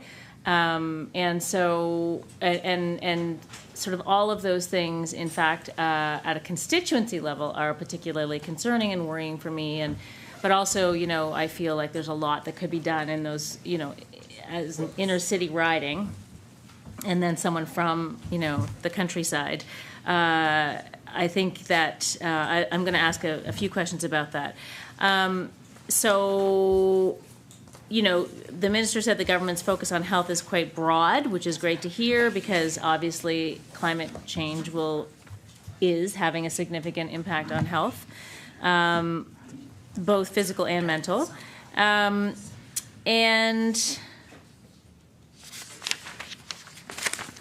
sorry, I guess I will start with that. So we know that with climate change, we know that climate change mitigation is obviously very important, but the adaptation part is going to be important too, because we know we already are experiencing the effects of global warming. So what conversation is the minister having with the Minister of Health, for instance? Actually, yes, this will be specifically to the Minister of Health, around climate resiliency in health, and how are the ministers working together? So, for instance, things like making sure that people are trained to treat severe heat exhaustion, making sure that our communities are outfitted with cooling centers as opposed to warming centers that we kind of concentrate on now, making sure that our hospitals have infrastructure and are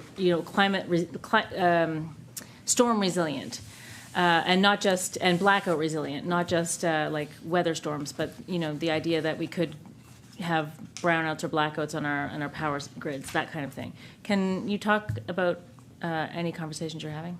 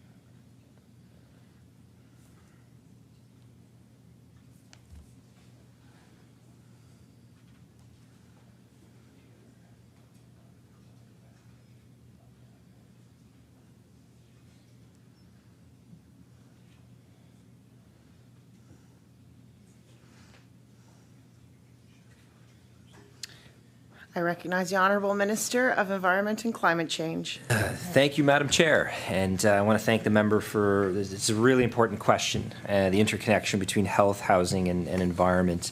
The Nova Scotia Climate Plan was not developed in isolation in any way, shape, or form. Rather, it was the work of some of our talented, amazing civil servants working cross-departmentally. And the end products, of course, being the risk assessment and the climate plan. A lot of cross-departmental work went into that. If you have a look at the risk assessment that was released at the beginning of December of last year, there's a well-being framework that's utilized there. Obviously, we know, as I indicated in my opening remarks, as outlined in the risk assessment, you're going to have, over the next decade or so, as a result of our extreme weather now, flooding. You're going to have, in the decades ahead, extreme heat.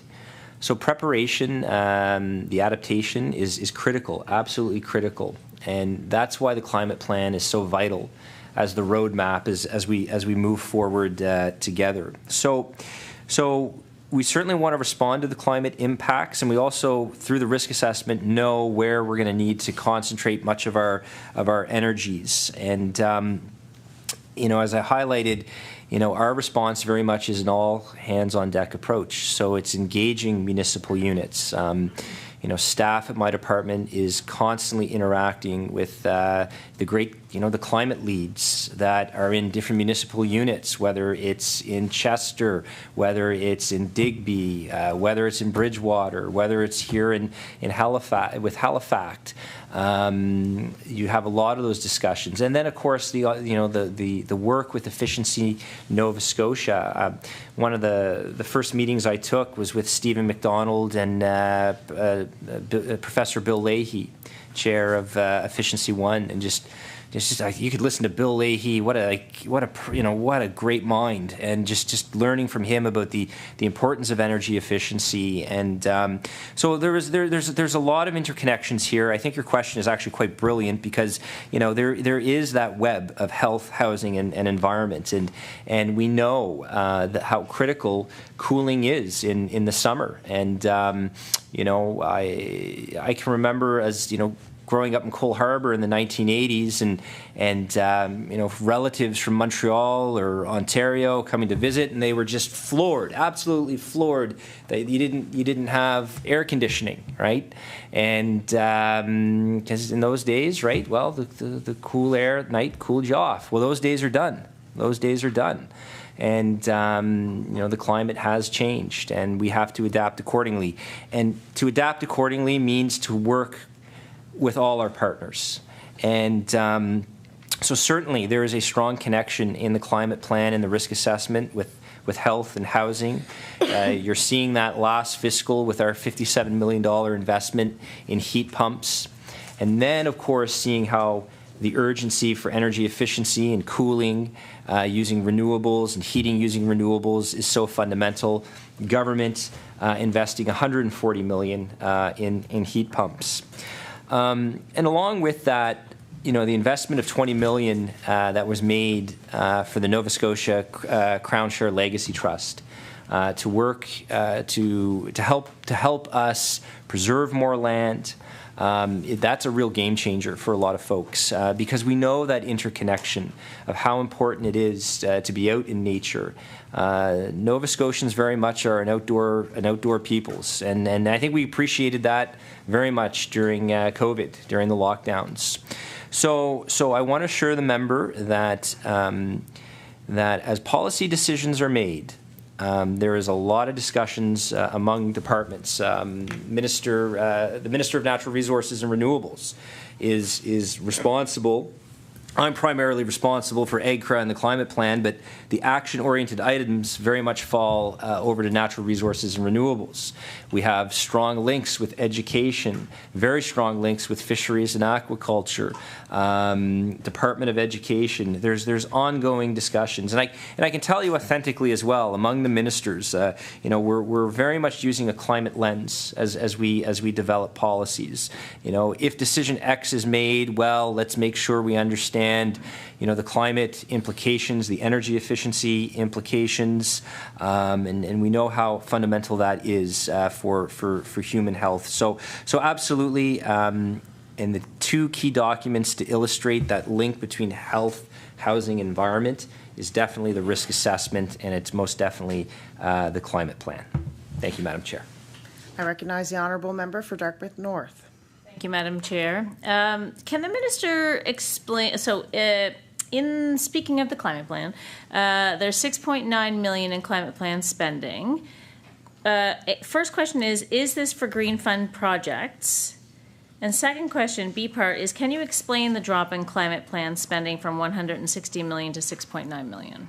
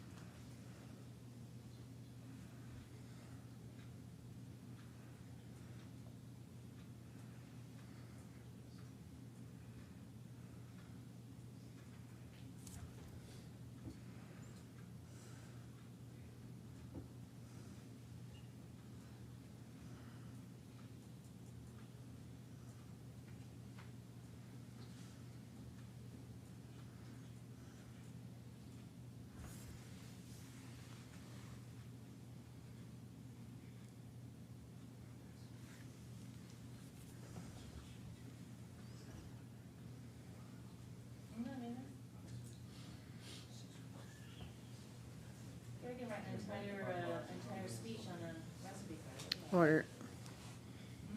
Let's keep it down a bit. A little bit.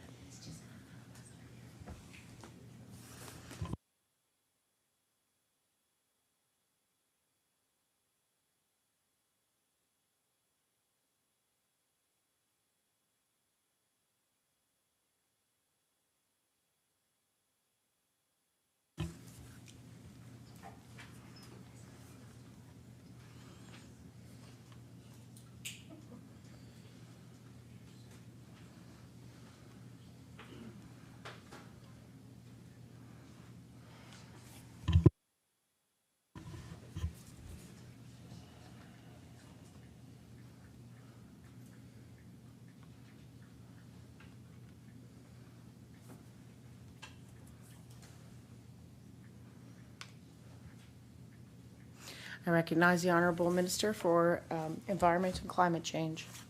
Thank you, Madam Chair. I appreciate the question from the member, a very important question. So with respect to the 6.9 million, so you had 140 million from general revenue that was for the off-oil, and this was not in the forecast, correct? And it was in the forecast.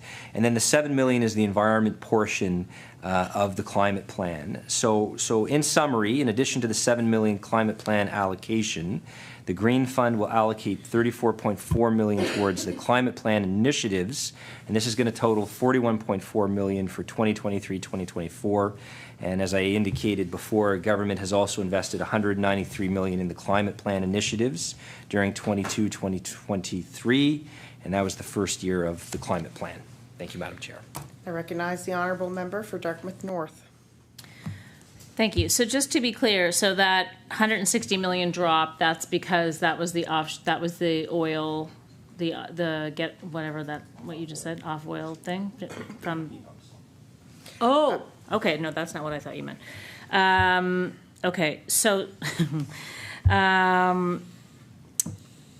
okay, so clarify then my understanding. So we see 6.9 million in climate plan spending in the environment budget.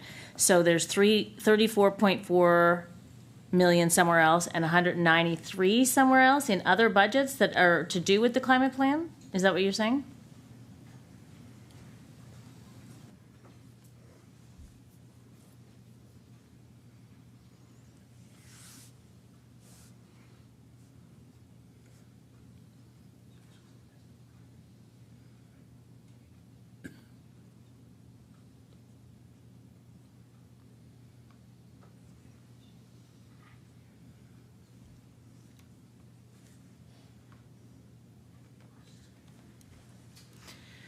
I recognize the Honourable Minister for Environment and Climate Change. Thank you, Madam Chair. And okay, we'll get as clear as mud here. So in 2022-2023, so when we say off oil, this is for the heat pumps. So that was $140 million.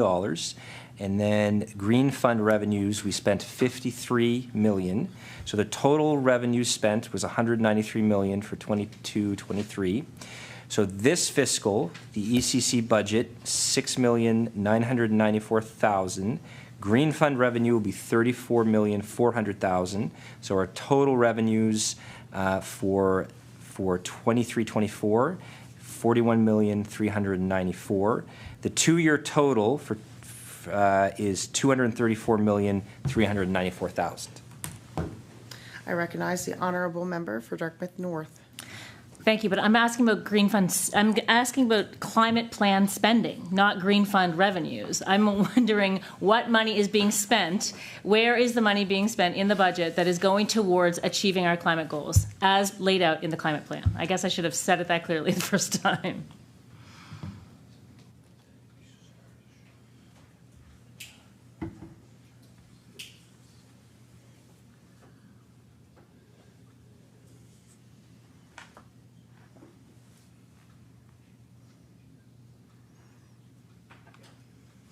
I'd like to recognize the Honourable Member or Honourable Minister for Environment and Climate Change. Thank you, Madam Chair. So the 41.4 million is 100% climate plan.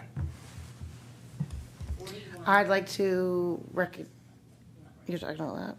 Well, it's your turn. So I'd like to recognize the Honourable Member for Dartmouth North. Okay, so in your opening, in the minister's opening, he spoke about that 19 FTEs going over to agriculture. That's the policy, inspection, compliance, and enforcement, and sustainability applied science. Is that correct? So 19 FTEs going over there. Are those some people who would be who would have traditionally been in the Department of Environment doing environmental enforcement, like a bylaw enforcement? So, for instance, development is buildings being built on Lake Banook, a bunch of stuff goes into the lake, someone gets called, someone goes out to figure it out, someone gets fined. Those folks. Have a bunch of them moved over to agriculture, and if so, why? And yeah, I guess why?